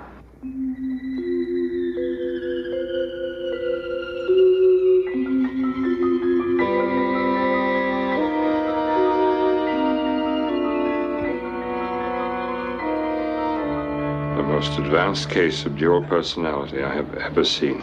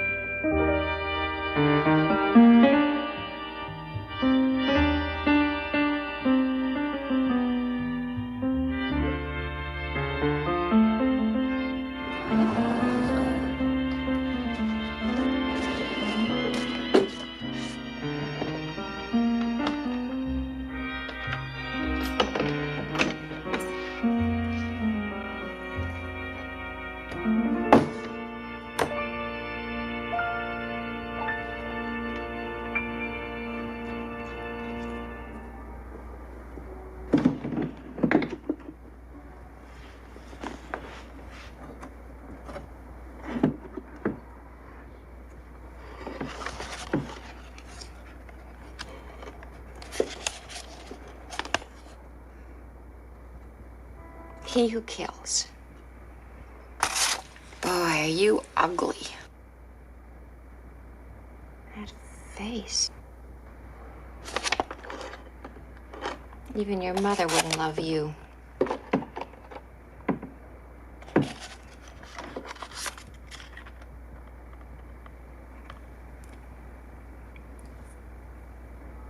It's very sharp.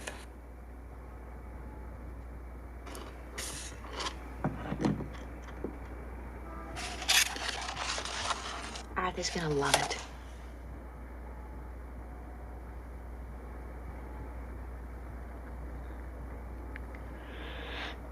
Well, better get it over with.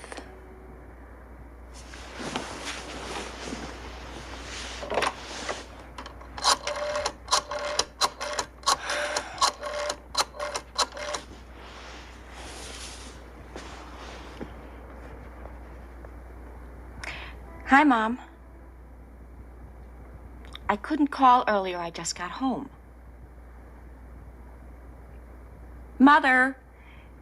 Mother, it's about tonight. I know we always spend Friday night together, but I thought... No, I feel all right. It's not that. Mother, I'm not sick.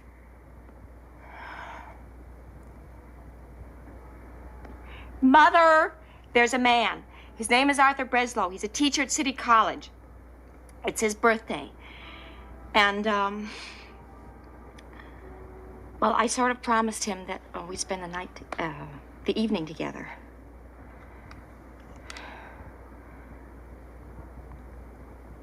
Mother, it has nothing to do with preferring. When do I break my word to you? What do you mean, when? You give me a when. When do I break my promises? Well, of course I love you. Yes, I do. Yes, I do, dear.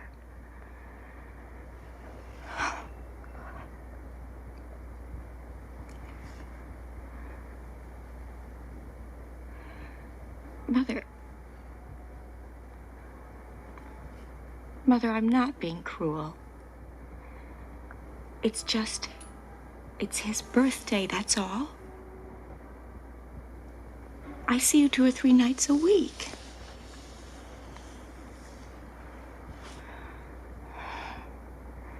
Mother, please stop treating me like a child. I'm grown up. I'm not yelling. Because I like it here. It's only a sublease. They'll be back in 6 months. I like having it for my own. I like being alone. I didn't mean it that way. I'm sorry.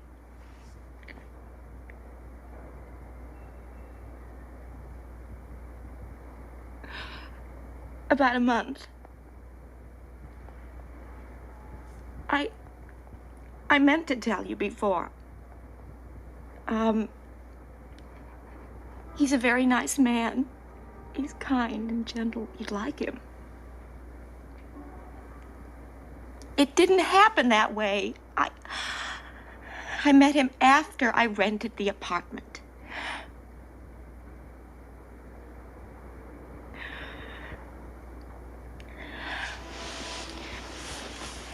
Mother, you should see what I'm getting him for his birthday. It's a genuine Zuni fetish doll. I found it in a curio shop on 3rd Avenue. Arthur teaches anthropology, that's why I got it for him. It's a Zuni hunting fetish. It's really interesting. There's supposed to be some Zuni hunter's spirit inside of it. And there's a golden chain wrapped around it to keep the spirit from making the doll come to life. Come to life. It says, should the chain be removed, spirit and doll will become one living. Well, that's what it says. On the scroll. The scroll. It comes with a doll inside the box. You should see his face, Mom. Mom?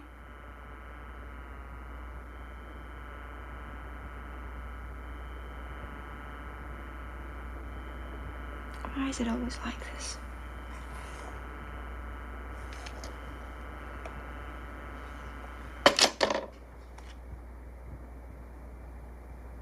I will not get a headache.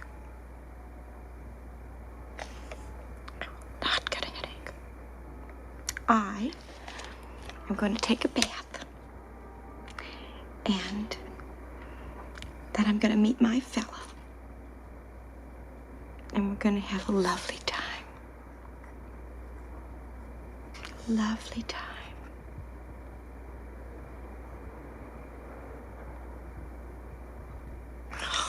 Mom?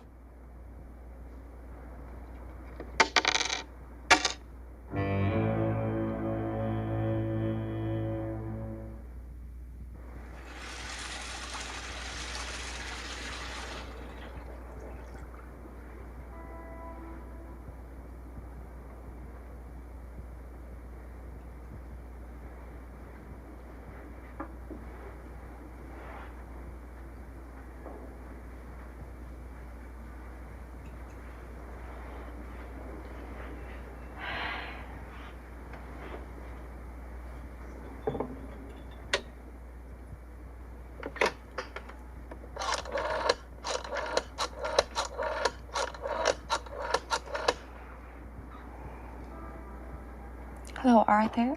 Hi. Well, you know me too well, don't you? It is our one night on the town. You know, every Friday night. Well, you know, I've told you before. I just don't want to hurt her feelings. My moving out was hard enough on her. Well, I know I had every right to move out. That's not the point. Yeah, I realize we'd planned to spend the evening together, but... Arthur, it's only one day. Couldn't we celebrate your birthday tomorrow night?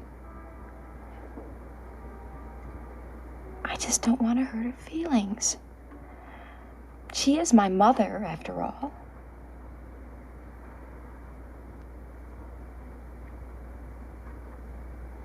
All right. Bye.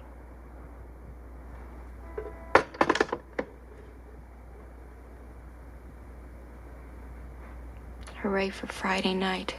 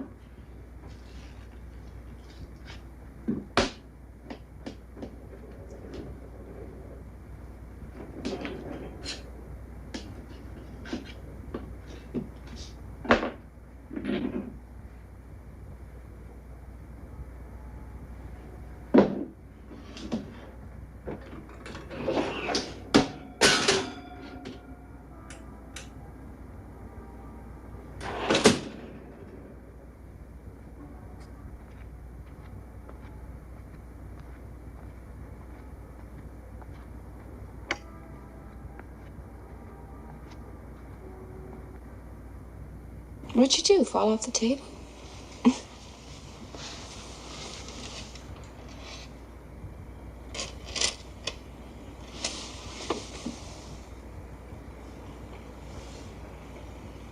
Where'd you go?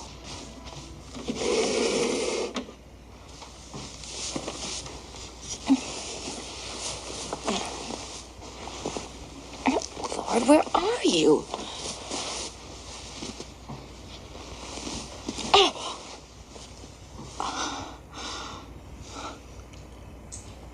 Well,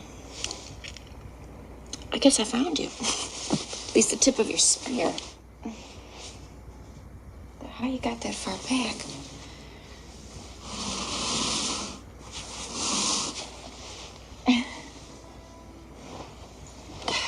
We're getting warm.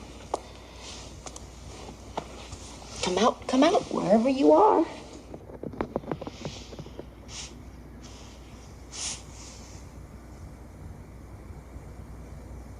Is that you, little man?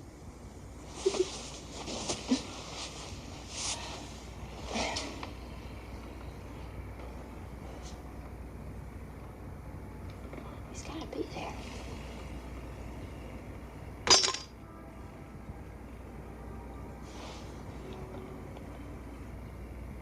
What's going on?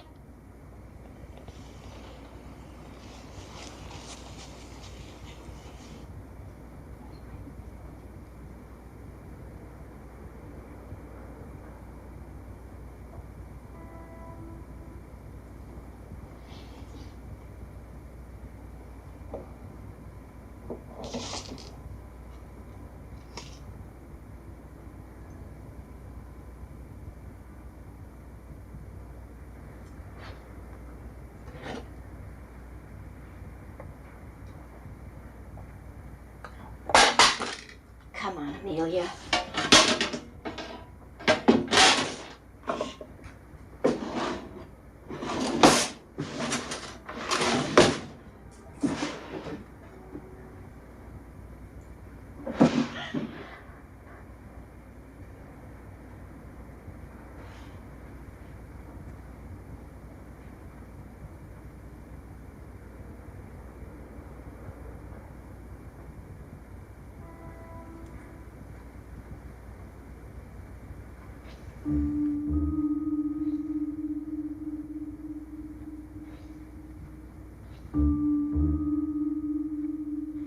Don't get spooky on me, Amelia.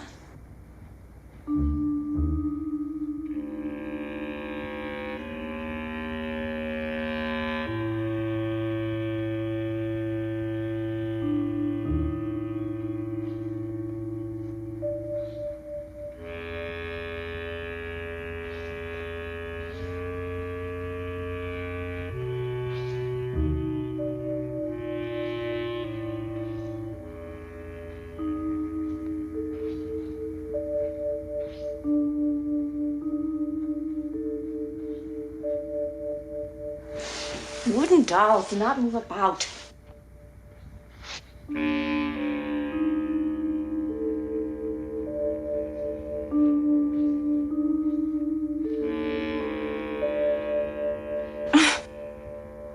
That bulb probably just burnt out, that's all.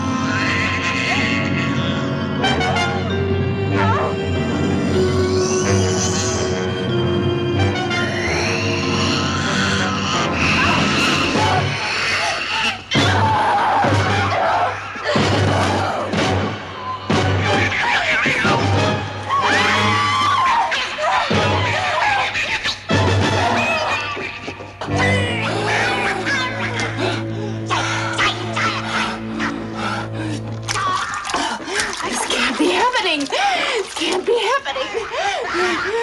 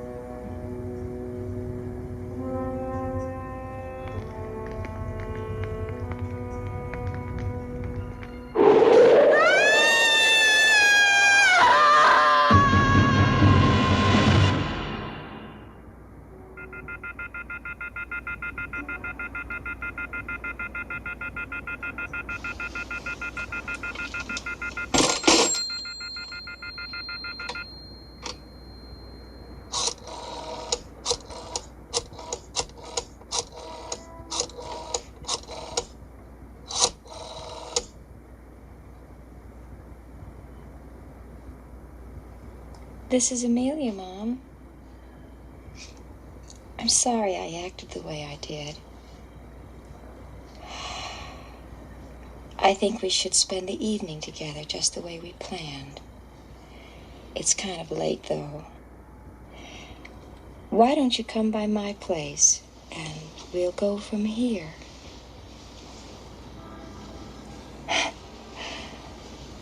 No, I'm all right. Good. I'll be waiting for you.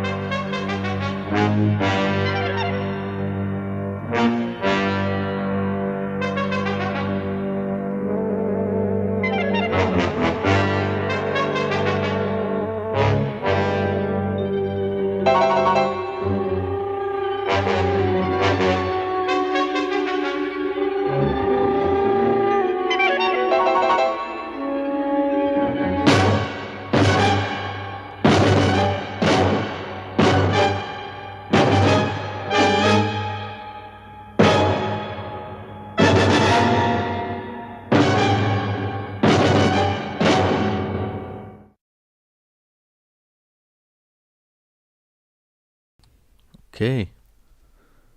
Should we watch one more? One final one?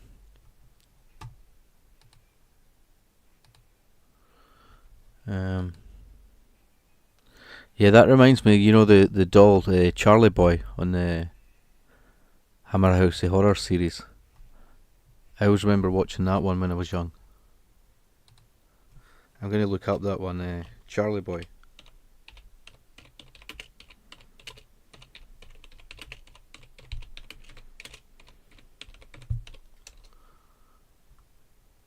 See if it's got any images. Yeah, he's a freaky wee doll, like.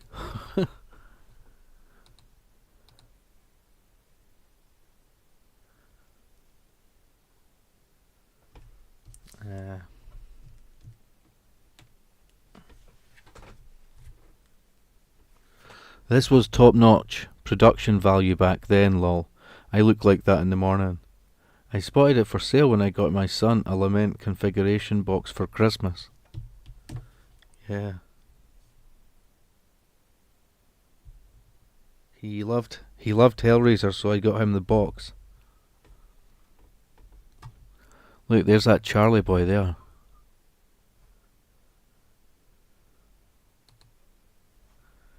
The freaky wee thing. See that? Charlie boy. It has all these knives in it, eh? And I think they take a knife out or something. People in the photograph die. There's a better picture there.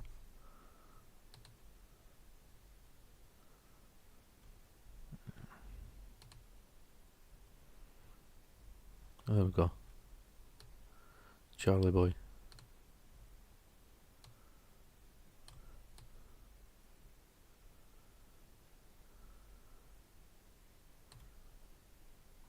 He's a cute wee chap.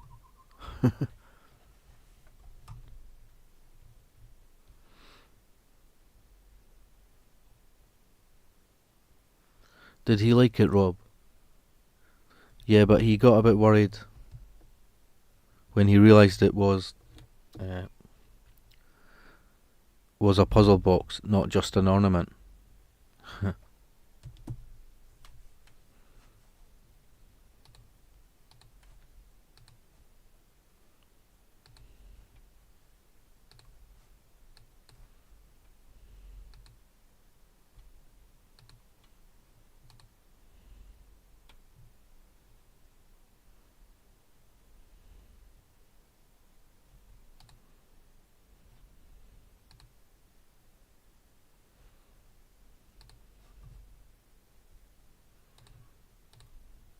Okay, so look, there's the movies there.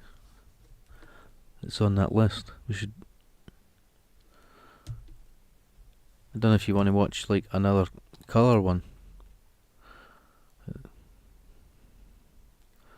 How long is that Reefer Madness one? Silent Night, Bloody Night. Reefer Madness is 108.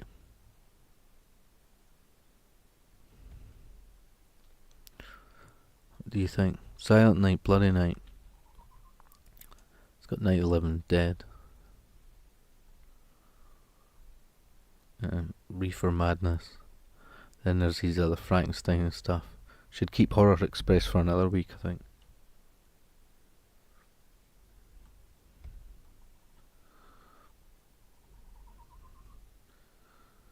Tales for the Crypt is on TV now and again. I don't think I've seen that vampire one. Or the Night Stalker, I don't think, or that. Probably seen Stepford Vibes like once or something. I'm not sure about that Grave of the Vampire either. It sounds pretty nice. I'm always buying movie memorabilia as gifts.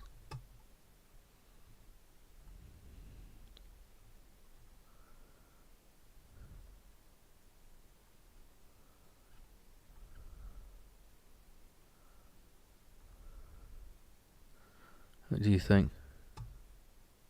Do you want to watch Reefer Madness, or do you want to watch one of the horrors like Silent Night, Bloody Night?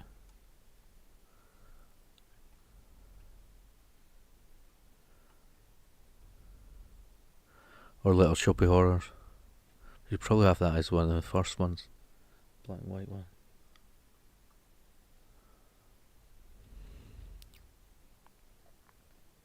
That Maniac one, it says on the list, and look, it says Maniac. And on the actual thumbnail, it's got Sex Maniac. Go for it. What do you think, Reefer Madness? Oh, it's already started.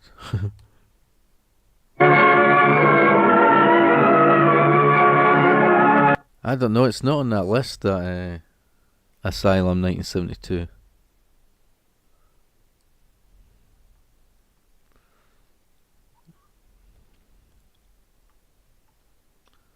I have to check that. I could test it, not right now, but by uploading a wee clip of it and see if it came up. is copyright.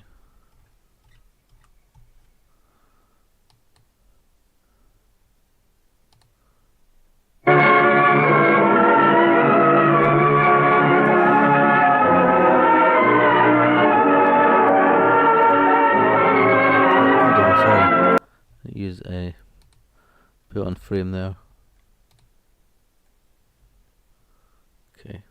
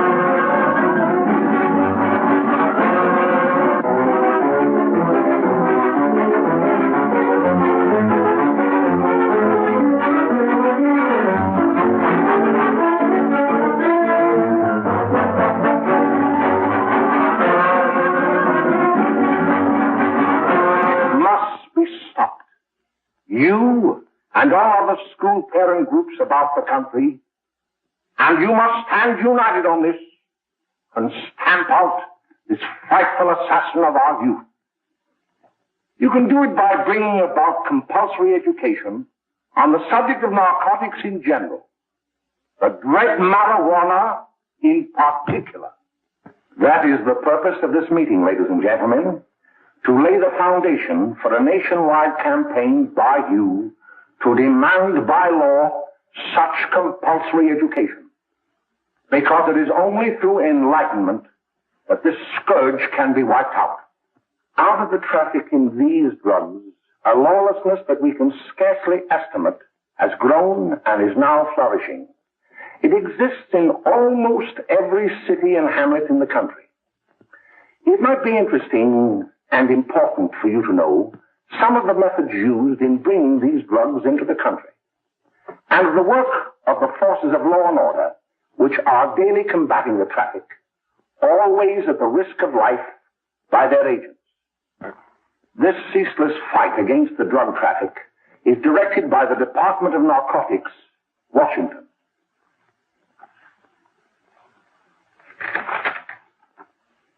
I've received a letter of vital importance from a member of the Narcotics Bureau.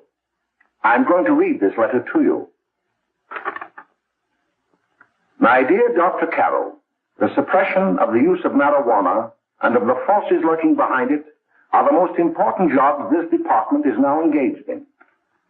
At the outset of this letter, there is one vital fact I would like to submit. There is a powerful agency. I speak of the school parent associations of this country, which can be invaluable in stamping out this scourge. Their help, their eternal vigilance, could be the deciding factor in our fight against it. The weed marijuana is grown in every state in the Union. Recently, in the city of Brooklyn, New York, a field of marijuana was found behind a tenement court. The weed was here being cultivated, regularly stripped and dried and sold in schools and at government army posts in and around New York. The dried leaves and berries are ground up and made into cigarettes by a simple hand machine. The deadly narcotic is thus quickly and easily prepared for its market. The sale of marijuana is even more difficult to detect and halt than the traffic in drugs such as opium, morphine, and heroin. They are hidden in fake jewelry cases, in the heels of shoes, women's shoes especially, because the drugs can be secreted in false heels. Hollowed shaving brushes are another medium. Books with false centers are often used. Watch cases are convenient hiding places. The value of drugs thus seized is enormous. Recently, a huge supply of heroin was taken. It was concealed in an apparently harmless shipment of 35 barrels of olive oil. The deadly drug was burned in the incinerator of the Bureau of Engraving and Printing. And more vicious, more deadly, even than these soul-destroying drugs, is the menace of marijuana. No doubt many of you do not believe that these things do happen, but they cannot happen to you. You may also believe that the facts have been exaggerated. Let me tell you of something that happened right here in our own city. You probably read about it in the papers. However, I'll give you the real facts behind the case. There was an apartment near one of our high schools. It was run by a woman known as May Coleman.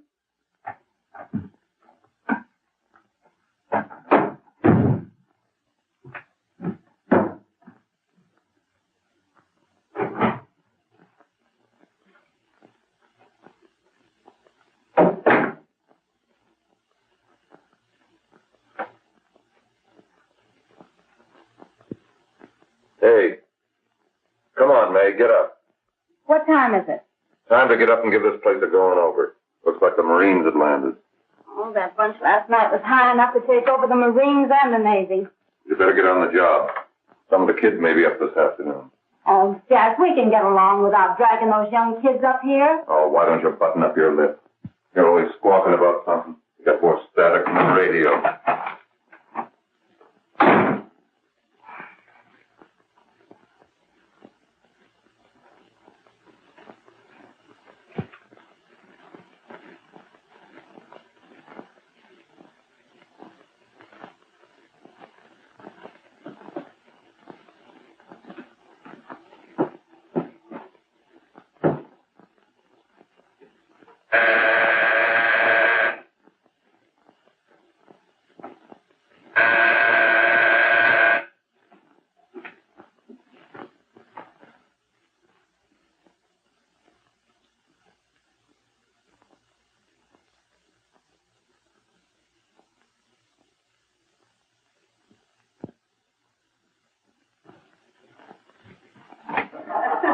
Oh, greeting.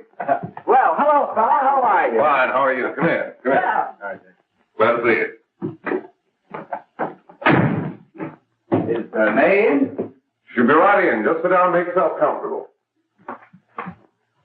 Hey, Say, what kind of a joint is this, Eddie? Oh, it's all right, Gwen. See, they probably had a party last night. Oh.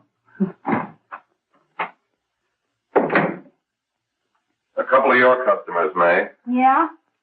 Well, they're old enough to know what they're doing. Not like those young kids you bring up here. All right, all right. Listen, I'm gonna blow. Where are you going? I gotta make some deliveries, and I'll probably drop by Joe's place and bring back a couple of the kids. Oh, I wish you'd lay off those kids. Oh, why don't you get over that mother complex?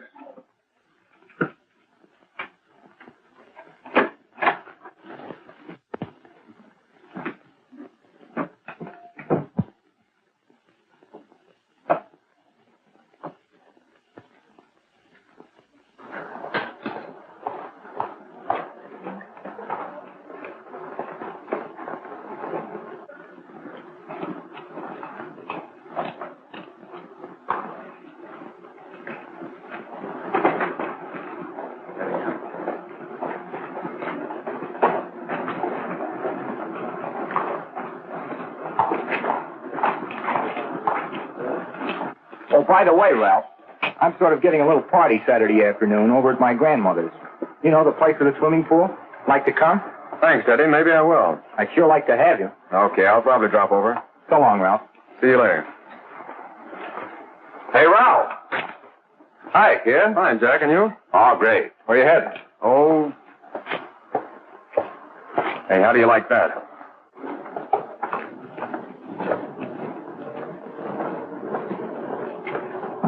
That's the one I was telling you about. Very nice. I don't know why you want to make such a fuss over that Ralph Wiley. Oh, he's a swell swimmer. He made the freshman team that year he went to college. Yeah, and that lets him out. My dad knows his family. None of them are any good. Father and mother just got a divorce from Paris. Yeah? You know, Ralph runs around pretty much on his own. He's been in a couple of jams. Well, I only kind of say hello to him. I don't go around with him. Well, you better not. He's a little too old for it. That's what my dad said. Hello, Mary.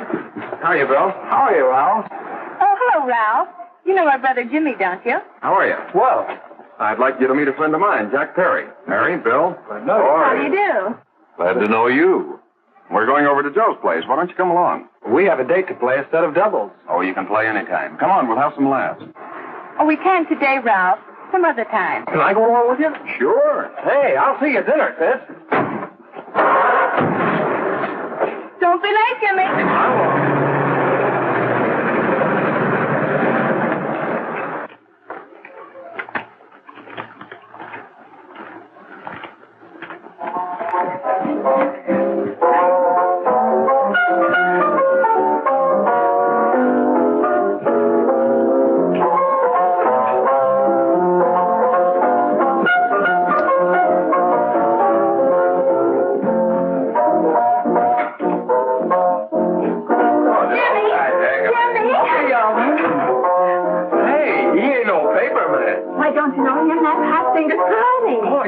Swings out hot with a like a jive. You want to dance?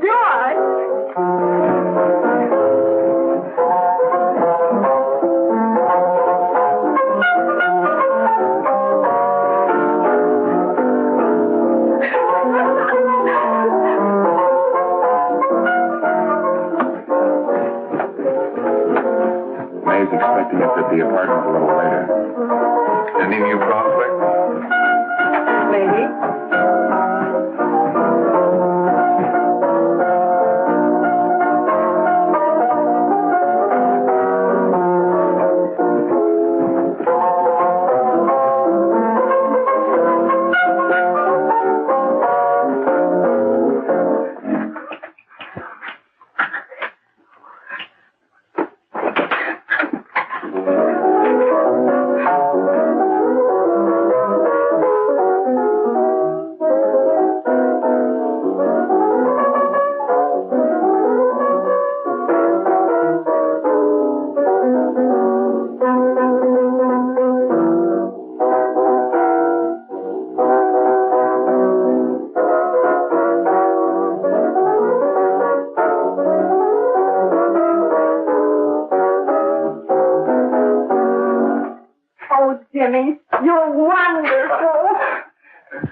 You just finding that out?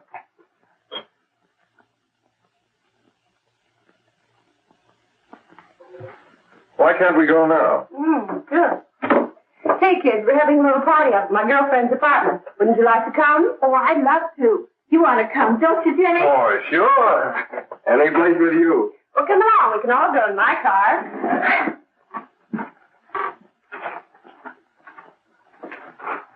See you later, y'all.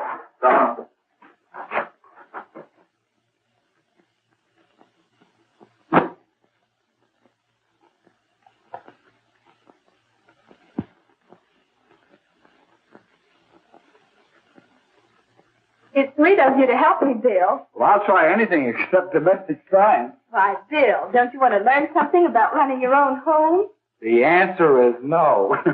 You know, after that session we had yesterday, I went home and told Mother that the trouble with her pot roast gravy was she hadn't added 3 heaping teaspoonfuls of olive oil. What did she say? She didn't say anything. She just threw me out of the kitchen. Well, I don't wonder. Hello, children. Hello, Mother. Hello, Mrs. Lane. That was sweet of you, Mother. Gosh, hot chocolate. Thanks, Mrs. Lane. I know you can't study on empty stomachs. Now then, enjoy yourself. He will. She will too, Mrs. Lane. May I? Oh, thank you, kind sir. You're so very, very kind. Mary, before we do that math, how about reading some of this? It's swell. Romeo and Juliet. Don't you like it? Uh-huh. You know, when I study this, I kind of think of you. I just sort of feel as though you're there beside me. Well, listen. It is my soul that calls upon thy name. How silver sweet sound lovers' tongues by night, like softest music to attending ears. Romeo. My dear. What o'clock tomorrow shall I send to thee? By the hour of 9. I will not fail. 'Tis 20 years till then.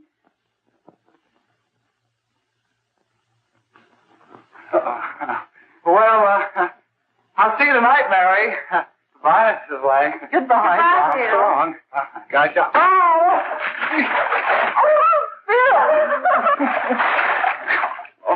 Oh, I guess I'm all right. Well, bye. Bye. Hey, Daddy! Oh, Julie. Well, hey. Hey, Dad, you got anything for me? Well, there should be. Don't bother your father every night. Have you? There you are. What made you so late, Bill? I was getting worried. Oh, I had to study, Ma. He was not. I saw him out walking with his girl. Bill's got a girl. Got a girl. Ma, make him cut it out. Junior, Well, Bill has got a girl. quiet. And put that candy away till after dinner. Henry, you shouldn't have given it to him. Well, he has got a girlfriend, and her name is Mary. Yeah, I'll shut you up. Bill, Junior, put that carrying on. Junior. Oh, that's a little down. They're all right there, young. Mary's little lamb, Mary's little lamb. I didn't mean to Bill honest, I didn't. Oh, well, I'm burned up about it. It just didn't say Bill had a swell girl. Gee, it must be love. She'd have to be swell for you to like her. Uh-huh. Sounds like you want something. Come on, what is it? Well, it's my model airplane. It won't work. Gosh, Bill, you could fix it. You can fix anything. Okay, I'll fix it. Dad, read me 26, will you? Yeah, here we are. You see? Oh, hello, Jimmy. Mary told me to wait and tell her she had to go home. Her mother wanted her to go to the dressmaker with her. Oh, thanks, Jimmy. Must be getting grown up. I see Mary let you have the car. Yeah. Can I take you any place? Well, I wasn't going any place in particular. Well, then, how about driving over to the show place with me? I'll buy you a soda. I never drink that stuff. Well, gee, I'll buy you something else. Okay. You're on the hook for 1 root beer. Well.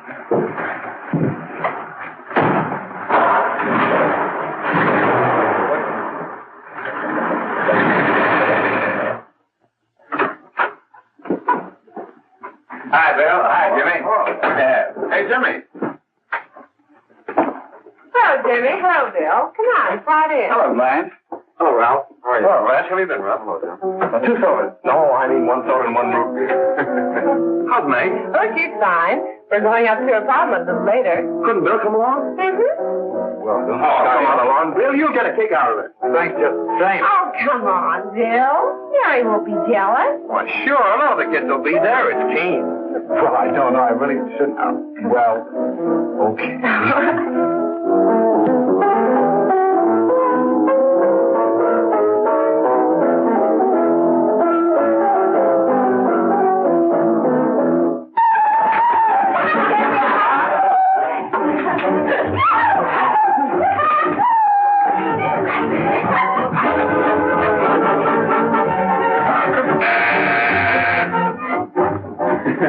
Hi, kid. Hello, Jack. What do you say? Yeah, come on in.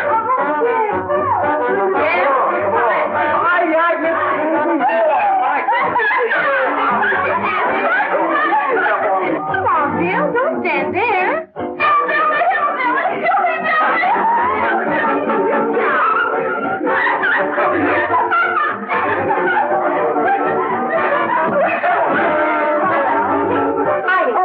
Meg, this is Bill Harper. He's okay. Hello. Well, if you say so, it's all right with me. I'll be back in a minute. Hiya, kids. How you doing?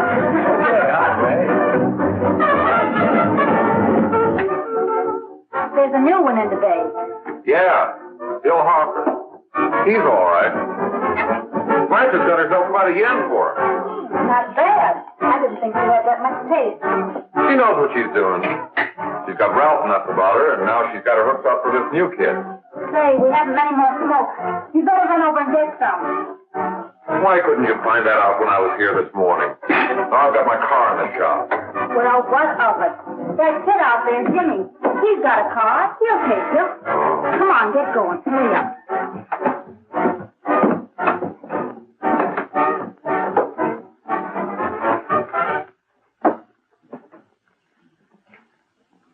Hey, Jimmy.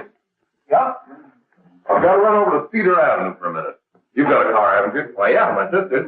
Mind giving me a lift? Why, sure. Come on. Okay.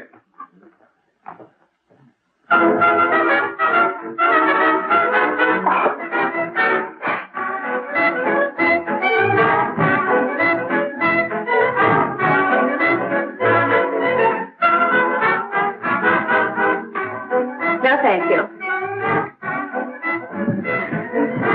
Well, here we are. Oh, thanks. Oh, May, don't forget me. I never forget you. Oh, dear. If you want a good smoke, try one of these.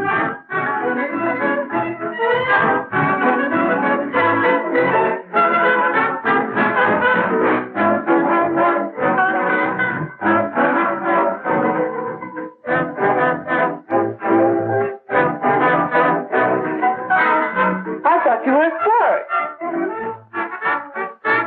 Of course, if you're afraid.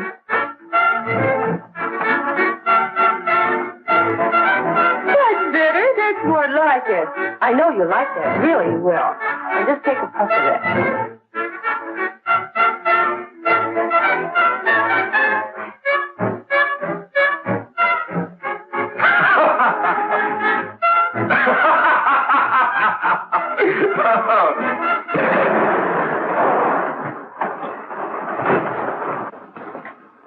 Just be a minute, kid. Hey, Jack, give me a cigarette before you go, will you?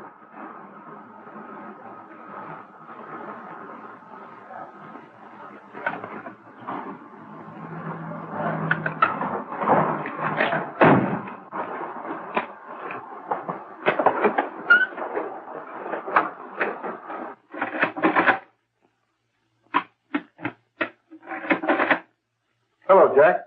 Hi, boss. How's business? Getting better every day. Those kids sure go for it. Swell. Had to run over for a couple more cartons. Ran short today. All right. Annie, that's 10 gross for Jack Perry. Who? Pete Daly. All right, send him in. All right, stay where you are.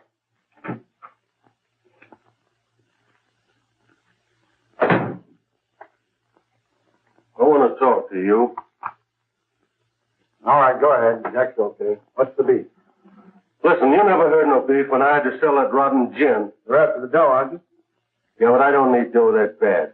Taking two-bit pieces from kids. There are millions of two-bit pieces just begging to be taken. Don't be a dope. I'm just dope enough to draw the line selling hop to kids. All right, Pete. You know what my policy has always been. If the boys are not satisfied, I'm always glad to have them retire. Retire permanently. So long.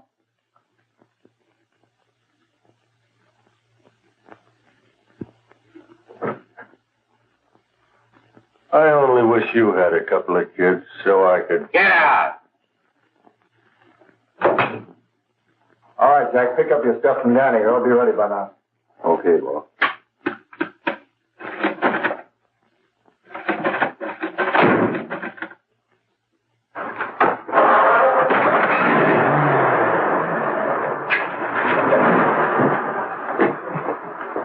Let's go, Jack. I'm red hot. Better be careful how you drive it. The first thing you know, you'll be ice cold.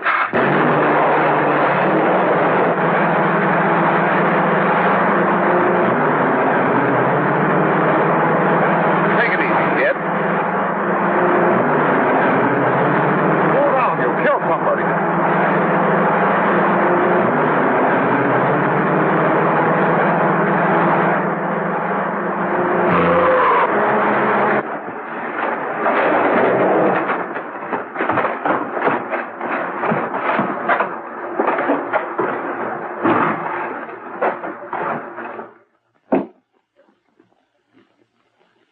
Mary, you're not eating your breakfast again.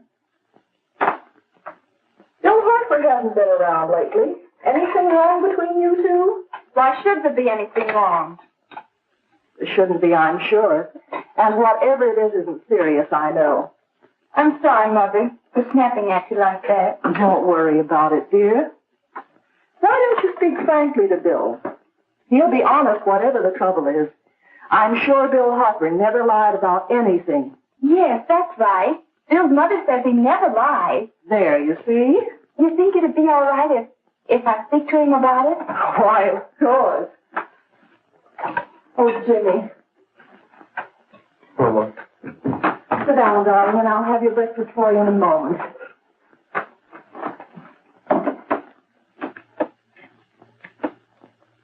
Jimmy, what have I got to worry about? why don't you tell me? Oh, for Pete's sake, don't start to cross-examine me, will you? I'm all right. Jimmy! Don't let Mother see you like that.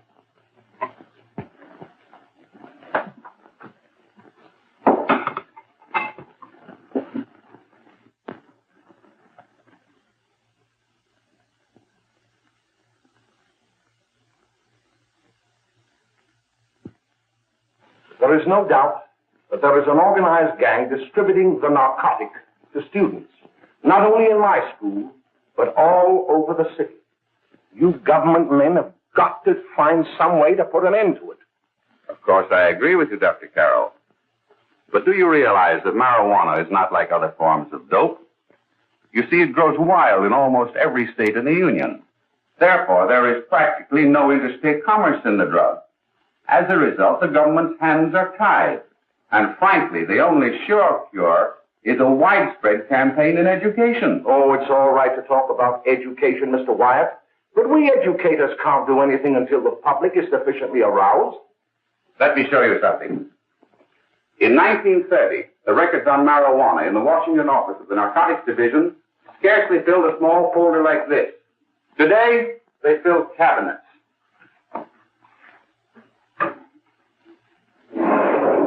All these devoted to marijuana records. Here is an example. A 16-year-old lad apprehended in the act of staging a holdup. 16 years old and a marijuana addict. Here is a most tragic case. Yes, I remember. Just a young boy. Under the influence of the drug, he killed his entire family with an axe. Then there is the most vicious type of case. Here, in Michigan, a young girl, 17 years old, a reefer smoker, taken in a raid in the company with 5 young men. Here is a particularly flagrant case. Yes, I remember. The newspapers made quite a play of it.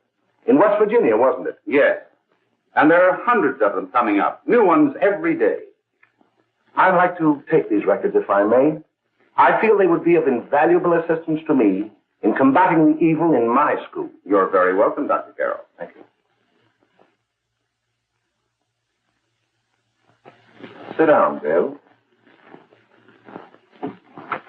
There seems to be something wrong. What is it? You were always a fine student. You always had excellent grades. Well, I guess the work is getting a little harder, Dr. Carroll. No, it isn't that. Bill, I'd like to help you.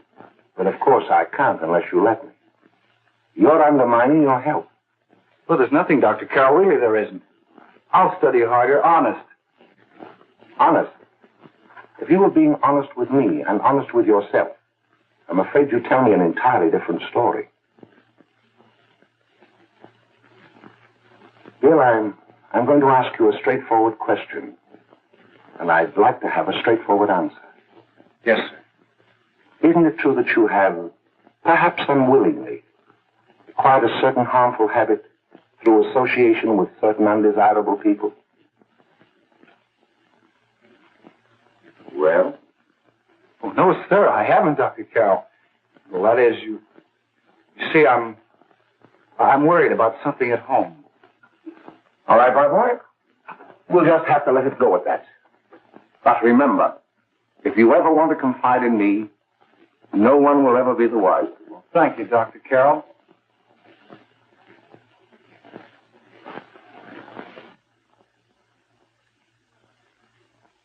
Hello, Mary. You want to play a set? Thanks, Teddy, but I'm waiting for someone. Well, if you're waiting for Bill, he hasn't been here for weeks.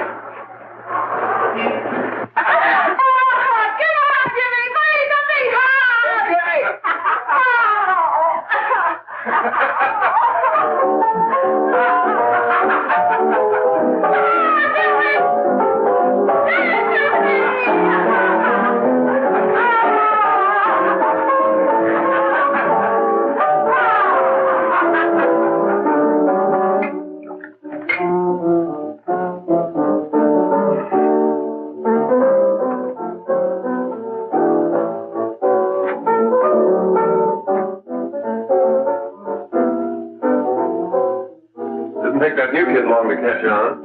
Don't take any of them long.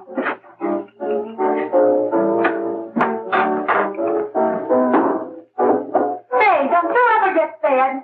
You're feeding me, can't you see?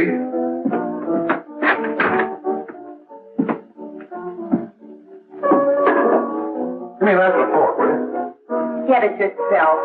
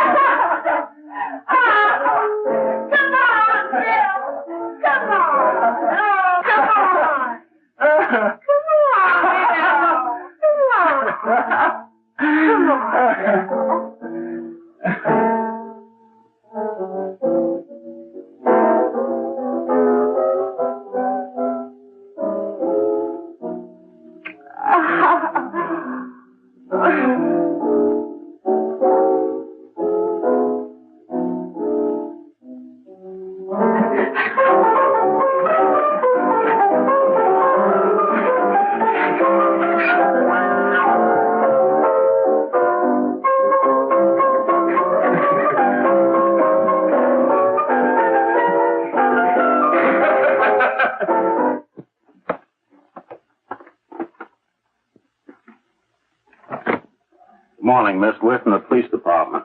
Good morning. We're tracing a hit-and-run driver. Someone caught the license number at the place of the accident but didn't get it quite right. So we're checking all numbers like it, and yours is one of them. Well, I'll try to help you. You remember what you did on the 29th of last month? Oh, that was the day before Mother's birthday. Oh, yes, I remember that because I left school and went directly to the dressmaker's with Mother. I was there all afternoon. Did you happen to loan your car to a couple of men? No, I had the car all afternoon myself. Well, thanks, miss. Sorry to have troubled you. Tell me, was the person killed? Fortunately, he wasn't, but that's still no excuse for hit-and-run driving.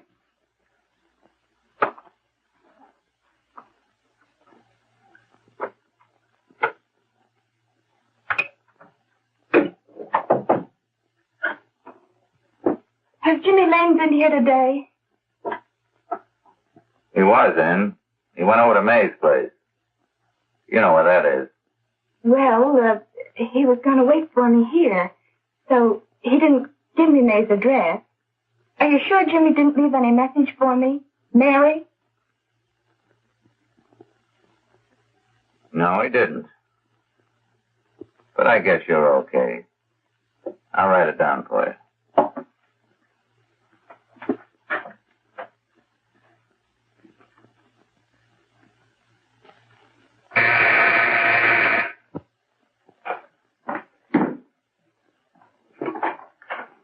Mary, come right in. Is Jimmy here? Oh, why, he's around somewhere. I think he went out to take Agnes home, but he'll be right back. Come in and sit down, Mary.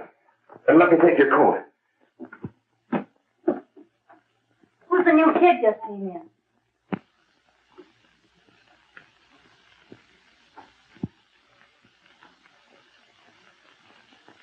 Oh, it's that gal that Ralph's gone overboard for. Funny, we've never been able to get her up here before.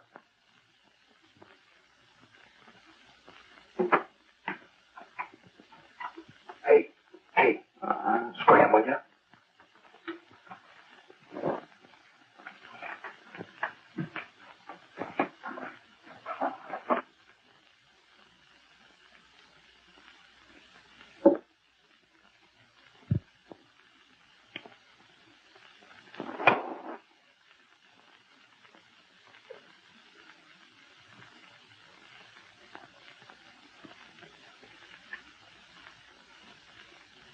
Smoke, Mary?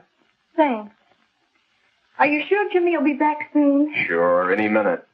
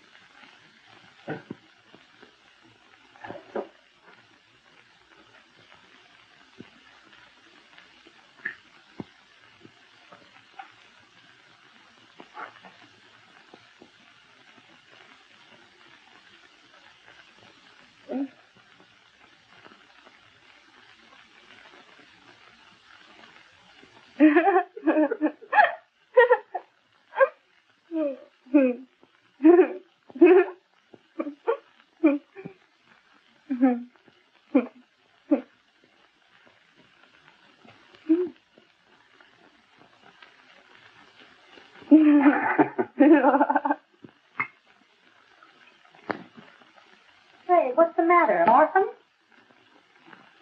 Where do you put it? You got a hollow leg? Thank you.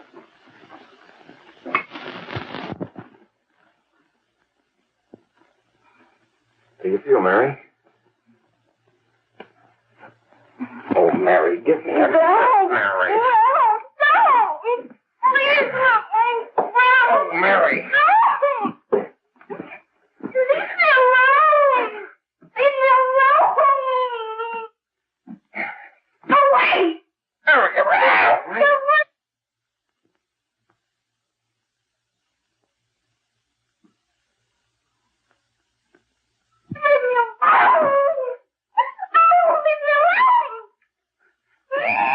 Everything's okay.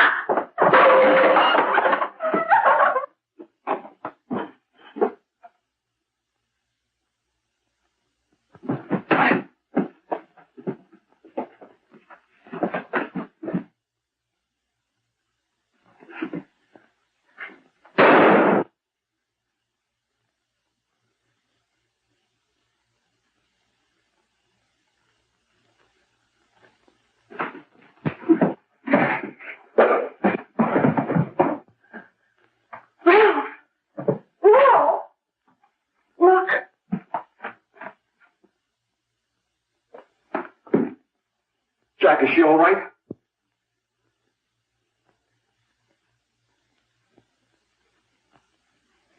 She's dead.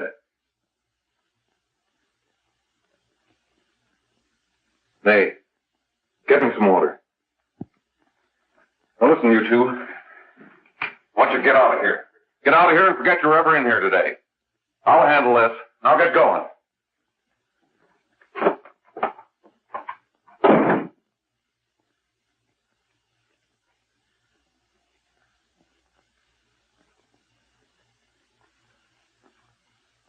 Give it to me.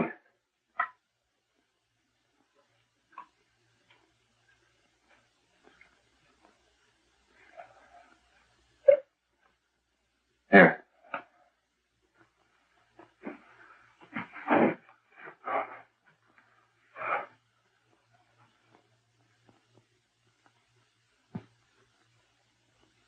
Harry.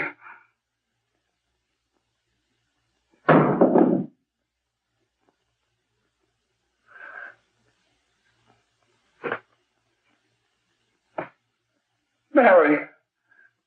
Mary. What happened? You killed her.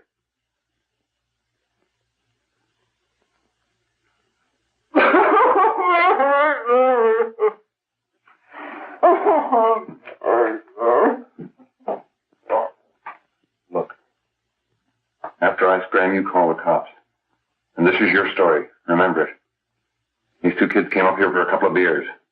You were out in the kitchen, you heard the shot. When you got in here, that's what you found. Just stick to that story. Mary. Mary, speak to me.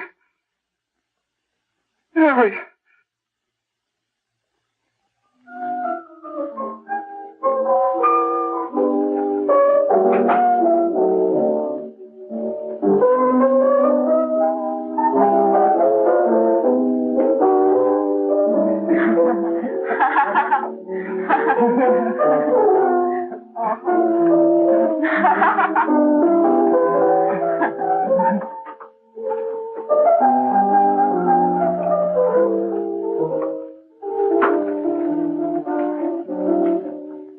Oh, Jack? I was just talking to a friend of mine. A cop. Sergeant on the homicide squad. Guy you hit that day died. Died? You didn't... No. I didn't crack. I'm not going to. Nobody will ever know you were driving that car. Well, thanks, Jack.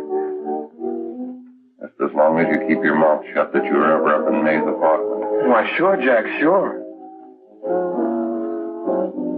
Okay.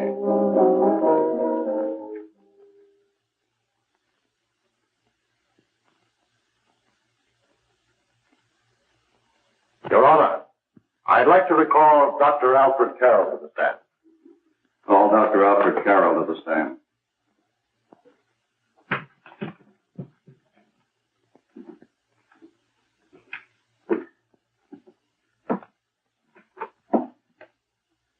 Dr. Carroll, as principal of the Lakeside High School, did you, during the last 3 months, notice any changes in the demeanor and attitude of your student, William Hopper?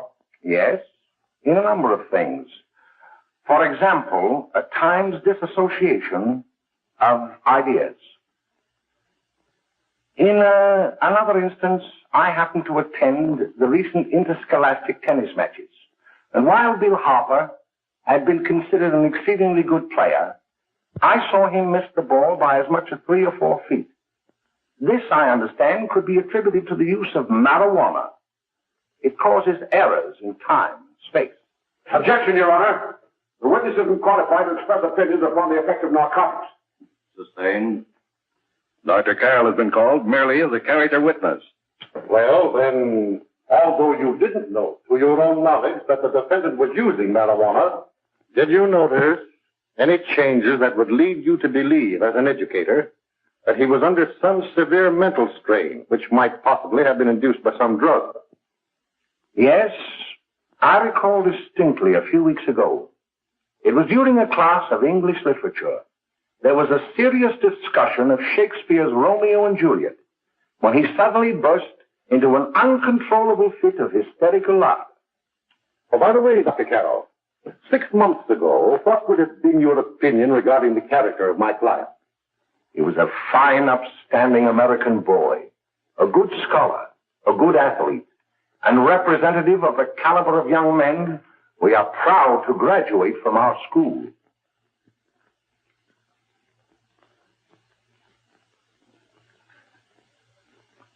Oh, snap out of it, will you? It's not our fault. Why'd I ever bring him up there anyway? He's just a kid. I can't hang him. Shut up, shut up! Why don't you let yourself go? Talk. Go off your nuts and have me that way, too. It was his own fault, wasn't it? Shut up! They've got us hidden now, haven't they? The cops can't find us. Jack, I want to get out of this place.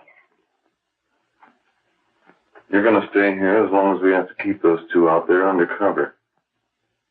Until the trial's over. The boss gets a better idea. But they're getting on my nerves. It can't last much longer. I'm not worried about her. We got to keep him gagged. Oh, he's about ready to crack. All you got to do is keep him from having too many reefers. Any day now, that punk will get hot. He'll probably spill and tell all he knows if he gets the chance.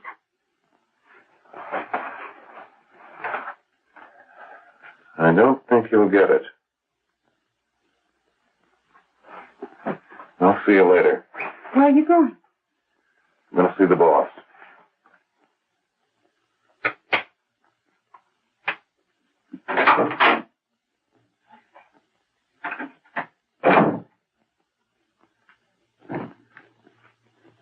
Hello, Jack. Hello, boss.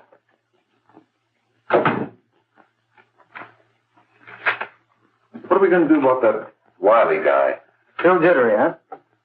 I don't know what the punk's going to do. Keep feeding him those hot sticks. That's what May's been doing. That's no good. I got a hunch that he's due to crack when that Harper verdict comes in. He's on the tee. He's liable to take a powder on us and blow us topper to the DA. You mean you think we'd all be better off if he never heard the verdict? Well, what are you waiting for?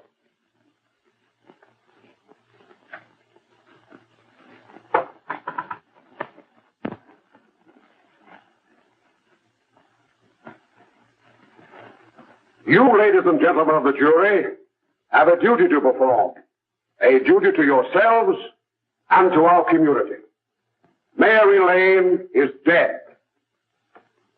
The evidence you've heard at this trial could not have failed to convince you of the guilt of the defendant. By his own admission, he pressed the trigger of the weapon that sent lovely and innocent Mary Lane to a tragic and untimely death.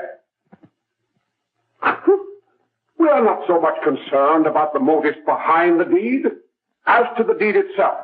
While the defendant has told you that he saw someone attacking Mary Lane, and that his mind went blank from that moment on, the defense has been unable to produce one witness to substantiate that statement.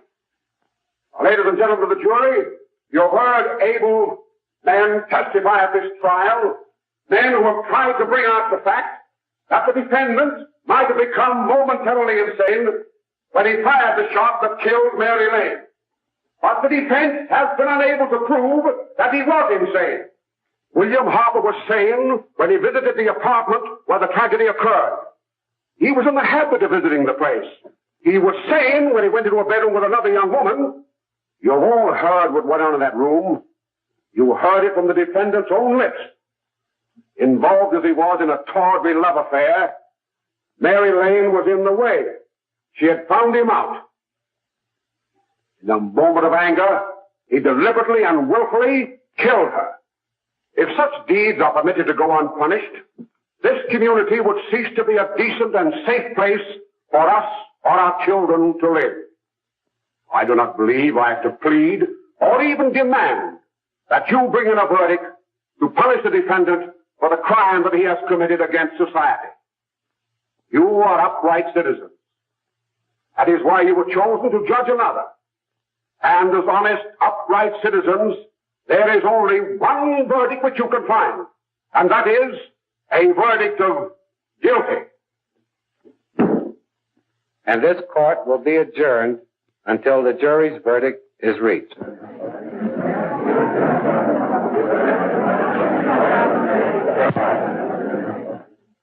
I suppose you all feel the same about this case.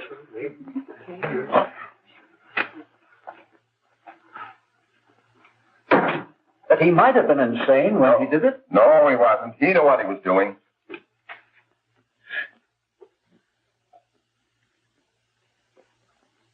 But supposing he was insane? You can never make me believe it nor anybody else. We'll take a first vote.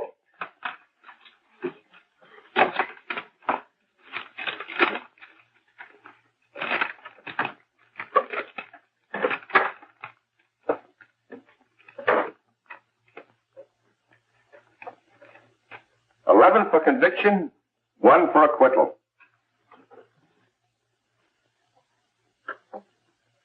But there's a reasonable doubt about the boy's sanity. We can't. No doubt about the fact that he murdered her. He admitted it himself. That wasn't the first time he was there.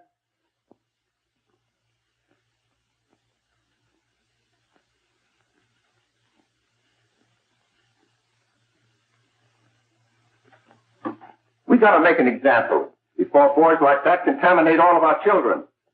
We can't have every murderer hiding behind the gag that he's insane. Sure, they see red before they kill somebody. But whose fault is it?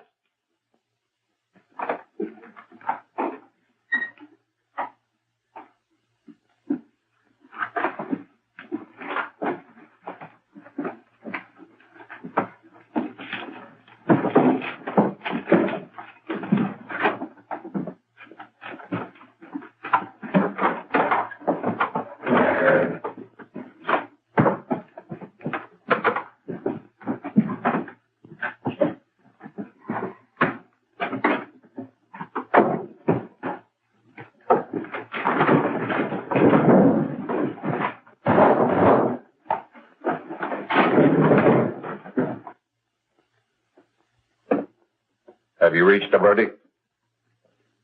We have. The defendant will rise. What is your verdict? We find the defendant guilty as charged.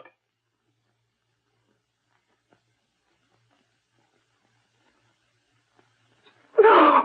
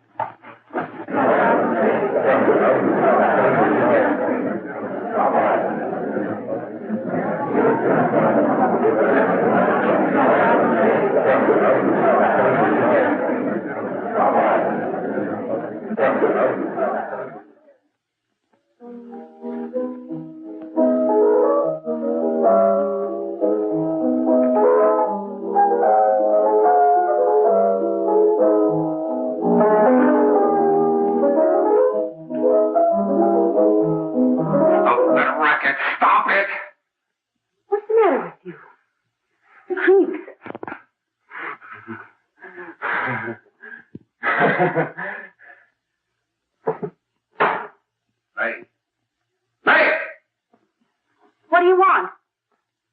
Bring me some reefers.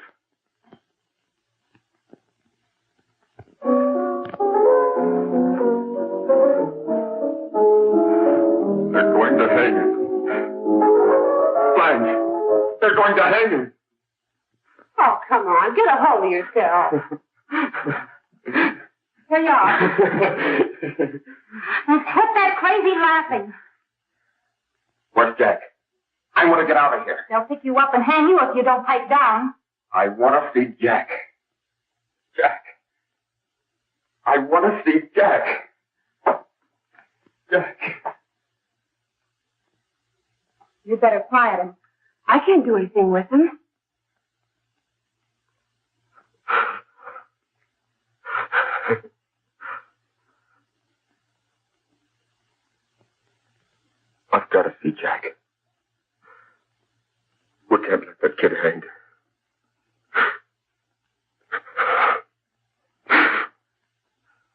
He'll be here. Don't worry, he'll be here in a little while.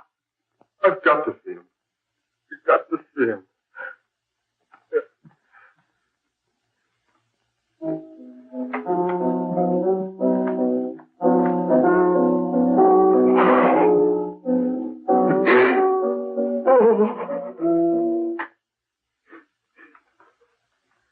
Come on, darling. Everything will be over soon. You want me to play something for you? Yeah, that's it. Play something. All right. Come on.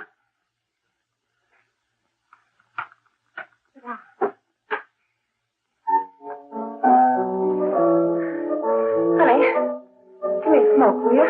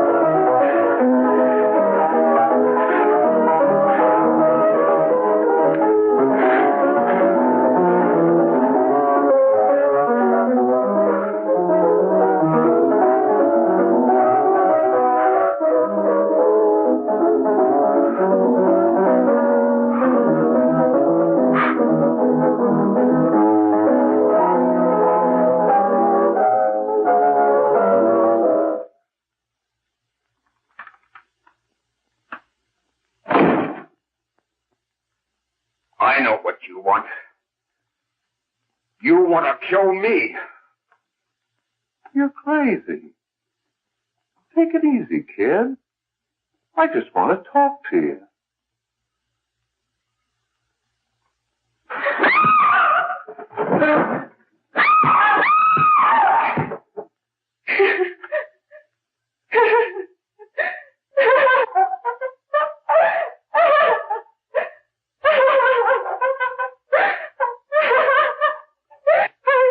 There's a terrible fight going on. Yes, apartment 32.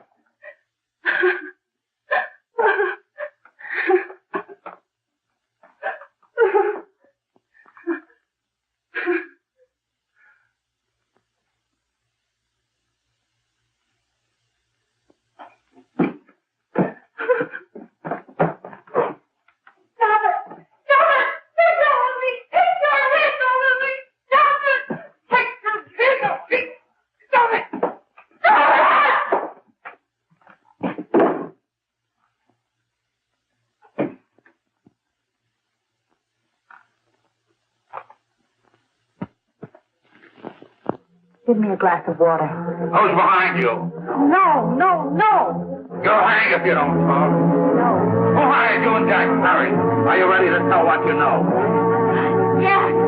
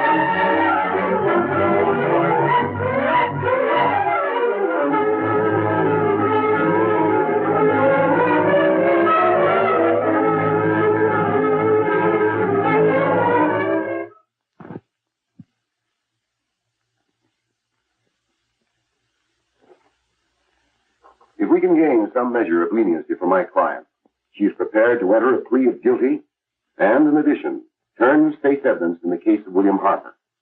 I regret that this court is not prepared to bargain with justice. I'll tell anyway. I was there. I saw it. I know who killed Mary. And I'll tell you who killed Mary Lane. It wasn't Bill. It was Jack. Jack Perry. He shot Mary and then he put the gun in Bill's hand. We were all at the apartment one afternoon. And Mary came in looking for her brother. Bill and I, we'd been in another room. And Bill came in. He caught Ralph with Mary and they started to fight. But it was Jack who had the gun. He was going to hit Bill over the head with it to make him stop. And then the gun went off. I saw it. I can see it now. It was horrible. And before he knew it, Mary was dead. But you see, Judge, Bill didn't know he hadn't killed Mary. He was so doped up, they made him think he had. Ralph wanted to tell you, too. Oh, if they'd only let him. But this is the truth, Judge. I'm telling you the truth. After Jack saw the where he was dead, he put the gun in Bill's hand. It was Jack's fault. And it was my fault, too. I got all of them to come up to the apartment. I'm just as much to blame. I am. Do I understand you wish to plead guilty to a charge of fostering moral delinquency in the case of William Harper? Yes, I'm guilty. I am. Prepare a statement for signature, and also an order setting aside the jury's verdict in the case of the people versus William Harper. In the interests of justice, I shall direct a verdict of not guilty.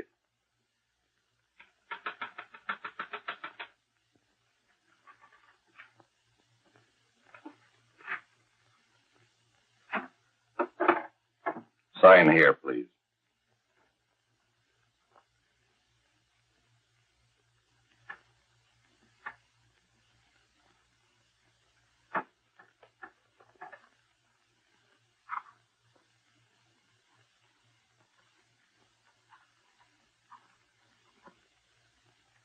You shall be brought into court on Thursday, the 17th, when sentence will be pronounced. Meanwhile, you will be held as a material witness in the case of the people versus Ralph Wiley.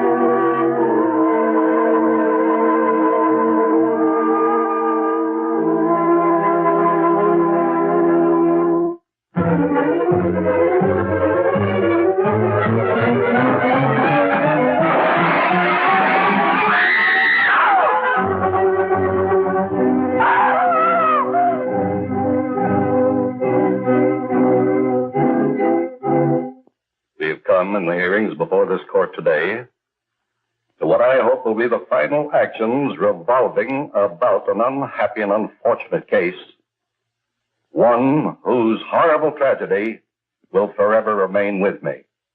I am happy to have been enabled, before it was too late, to order the verdict of the jury in the case of the people versus William Harper to be set aside.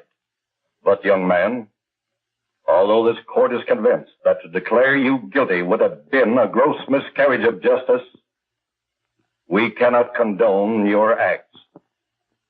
and we can express only the hope that your experiences may not alone keep you, but thousands of others from the vicious pitfalls of marijuana. Thus, I am ordering you to remain in this court during the next case, so that you will be obliged to witness what you yourself so narrowly escaped. Call the case of the people versus Ralph Wiley.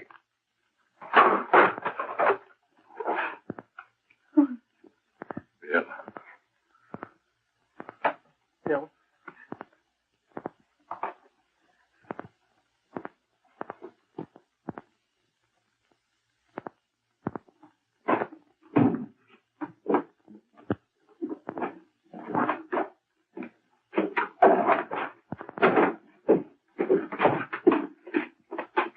Your Honor, in this case, the state waives trial of the defendant, Ralph Wiley.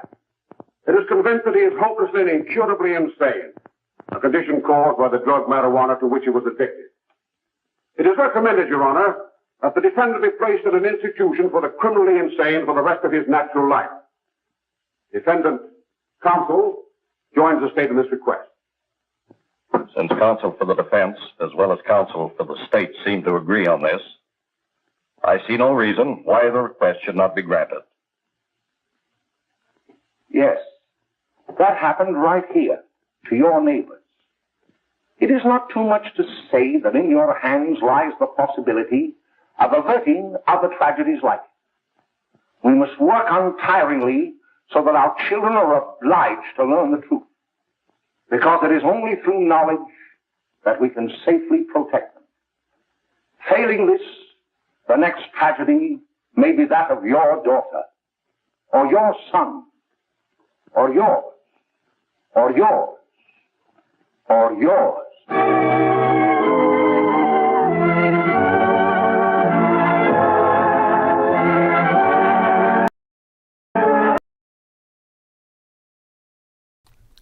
I remember that bit at the end. What is it? Or yours, or yours, or yours. I'll let that be a lesson to you. Hope you can take something from that. As to the dangers of the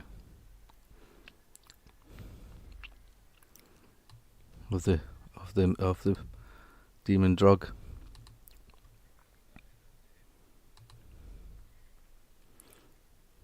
It's something about reality, based on reality. He's psychotic and horned up. Well, speaking as a singer in a band, by this film's logic, I should have a larger body count than Hitler. The frightful toll of the new drug menace which is destroying the youth of America in alarmingly increasing numbers. Marijuana is that drug, a violent narcotic. An unspeakable scourge, the real public enemy number one. Its first effect is sudden, violent, uncontrollable laughter. Then come dangerous hallucinations. Space expands. Time slows down. Almost stands still. Fixed ideas come next. Conjuring up monstrous extravagances, followed by emotional disturbances, the total inability to direct thoughts, the loss of all power to resist physical emotions, leading finally to acts of shocking violence, ending often in incurable insanity. In picturing its soul-destroying efforts, no attempt was made to equivocate the scenes and incidents, well fictionalized for the purposes of the story, are based upon actual research into the results of marijuana addiction. If their stark reality will make you think, will make you aware that something must be done to wipe out this ghastly menace, then the picture will not have failed in its purpose. Because the dread marijuana may be reaching forth next for your son or daughter.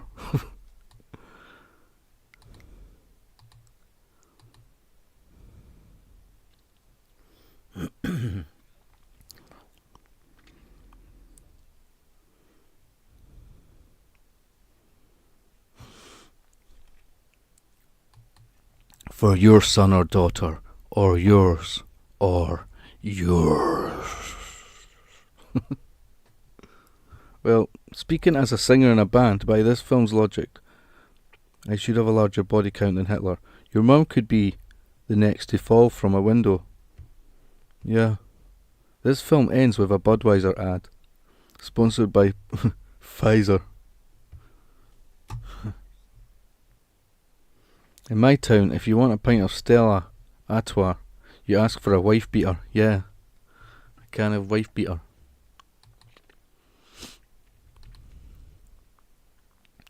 Well, thanks for watching. Hopefully we can do it again next week. Maybe a Treble Bill next week, next Friday.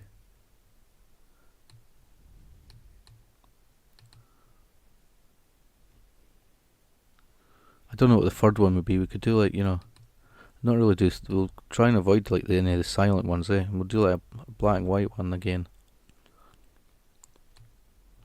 Whatever it might be, and then a colour one, and then I don't know what else. Something else after that. Actual research. based on truth. What was it?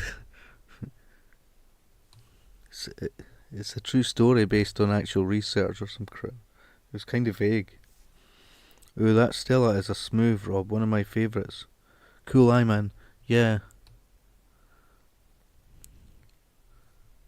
We'll make like the middle one the sort of main movie, I don't know. But then we, like I say, can have a wee black and white one and that. I don't know what the third one would be if we do that. Well, if we do treble ones, so you run out of films at some point, but don't mind. Yeah, that Horror Express would be a good one to do as well. Like, but most of the ones on that list for sort of Hammer horror. You'd probably try Frankenhooker as well. I think it'd be fine. I just didn't know what to do it the night, in case it didn't work. Charlie Boy, he's a wee bastard, that Charlie Boy. Cool Eye Man. The list of films that are public domain is quite large, is it? I didn't realise, like, it's all kind of new to me, like the ones that are, modern kind of and public domain. Ooh, I want you to see this, Brian. One tick.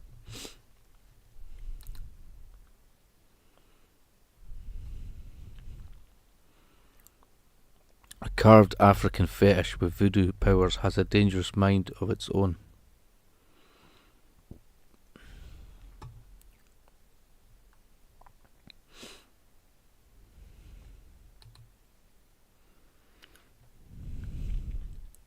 It says she was in Red Dwarf. Bad Girls.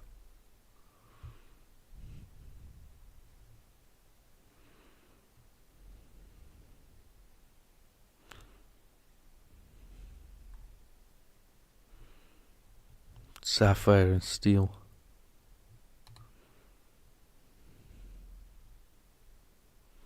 Only Fools and Horses taking over the asylum.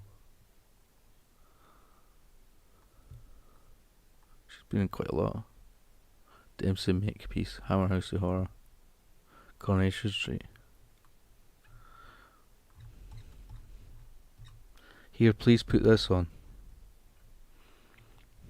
Do you ever watch that one with Oliver Reed, where they move into the house? He moves in with his family and there's something in the attic, living in the attic or something. He's having an affair, I think, in the movie, Oliver Reed, but there's like something that lives in the attic kind of thing. That's quite a sort of creepy one, eh? Right, just wait a second, I'll get that.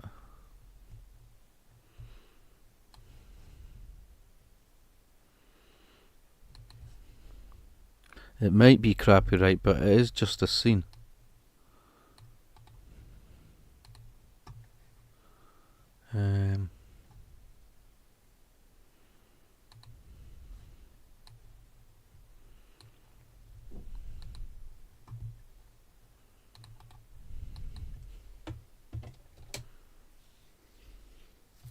Son of the Invisible Man.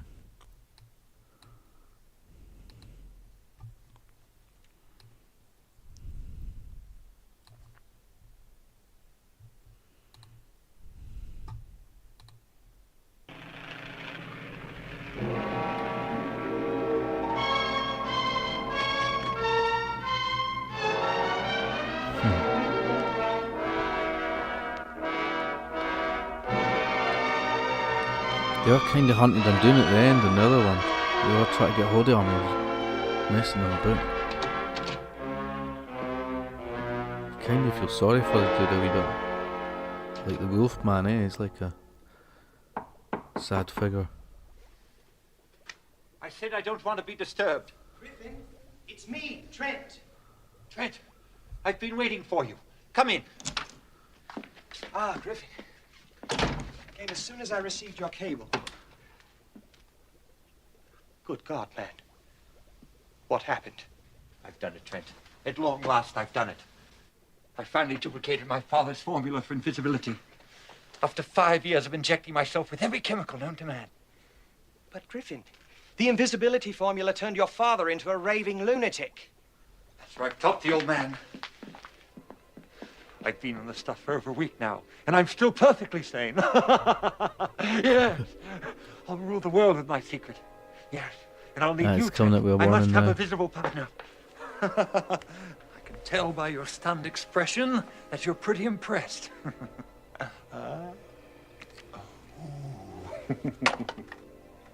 Look, Ma.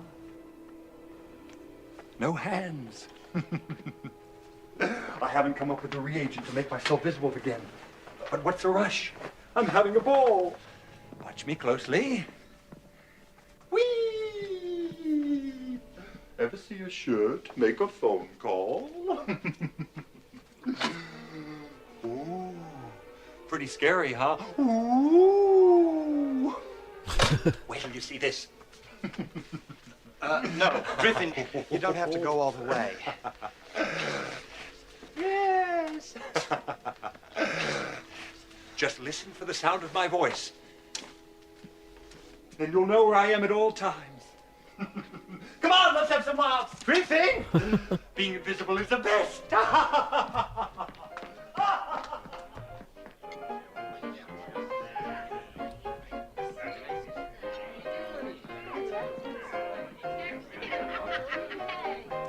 Hey! Here comes the invisible man again. You, go and get some help. I'll watch him here.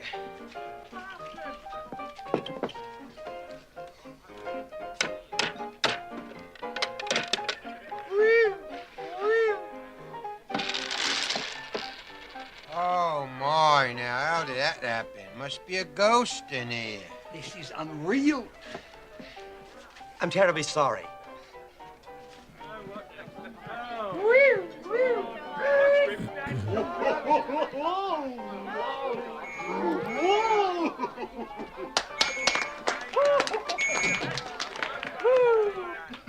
Now, what's all this? Here he is, officer.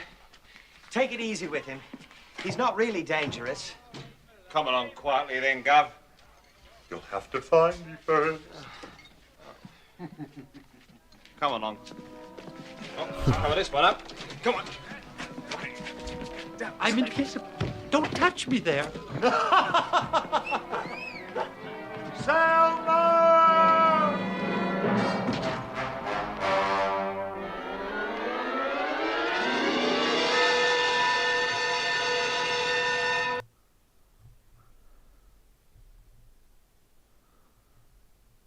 A classic scene from B-grade spoof Amazon Women on the Moon. Yeah, thanks for that. It did come up with the copyright thing, but it might not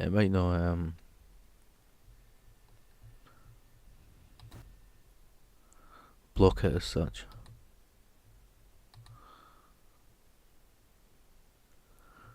Okay, I'm gonna end the stream now then here. So yeah, hopefully we can do the same thing next week around the same time. Or, 12:30 or 1. I was going to make it like 12:30 and then I was kind of tired and had a wee nap. And then I reset it for 1. But Amazon Women on the Moon. I've never seen that.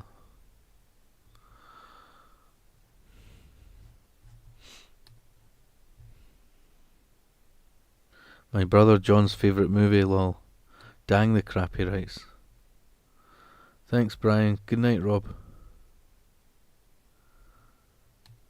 Yeah, I'm going to try and find a decent movie to watch on Prime, if there's something to watch. Good night, Rob. Take care, buddy. Thanks for watching.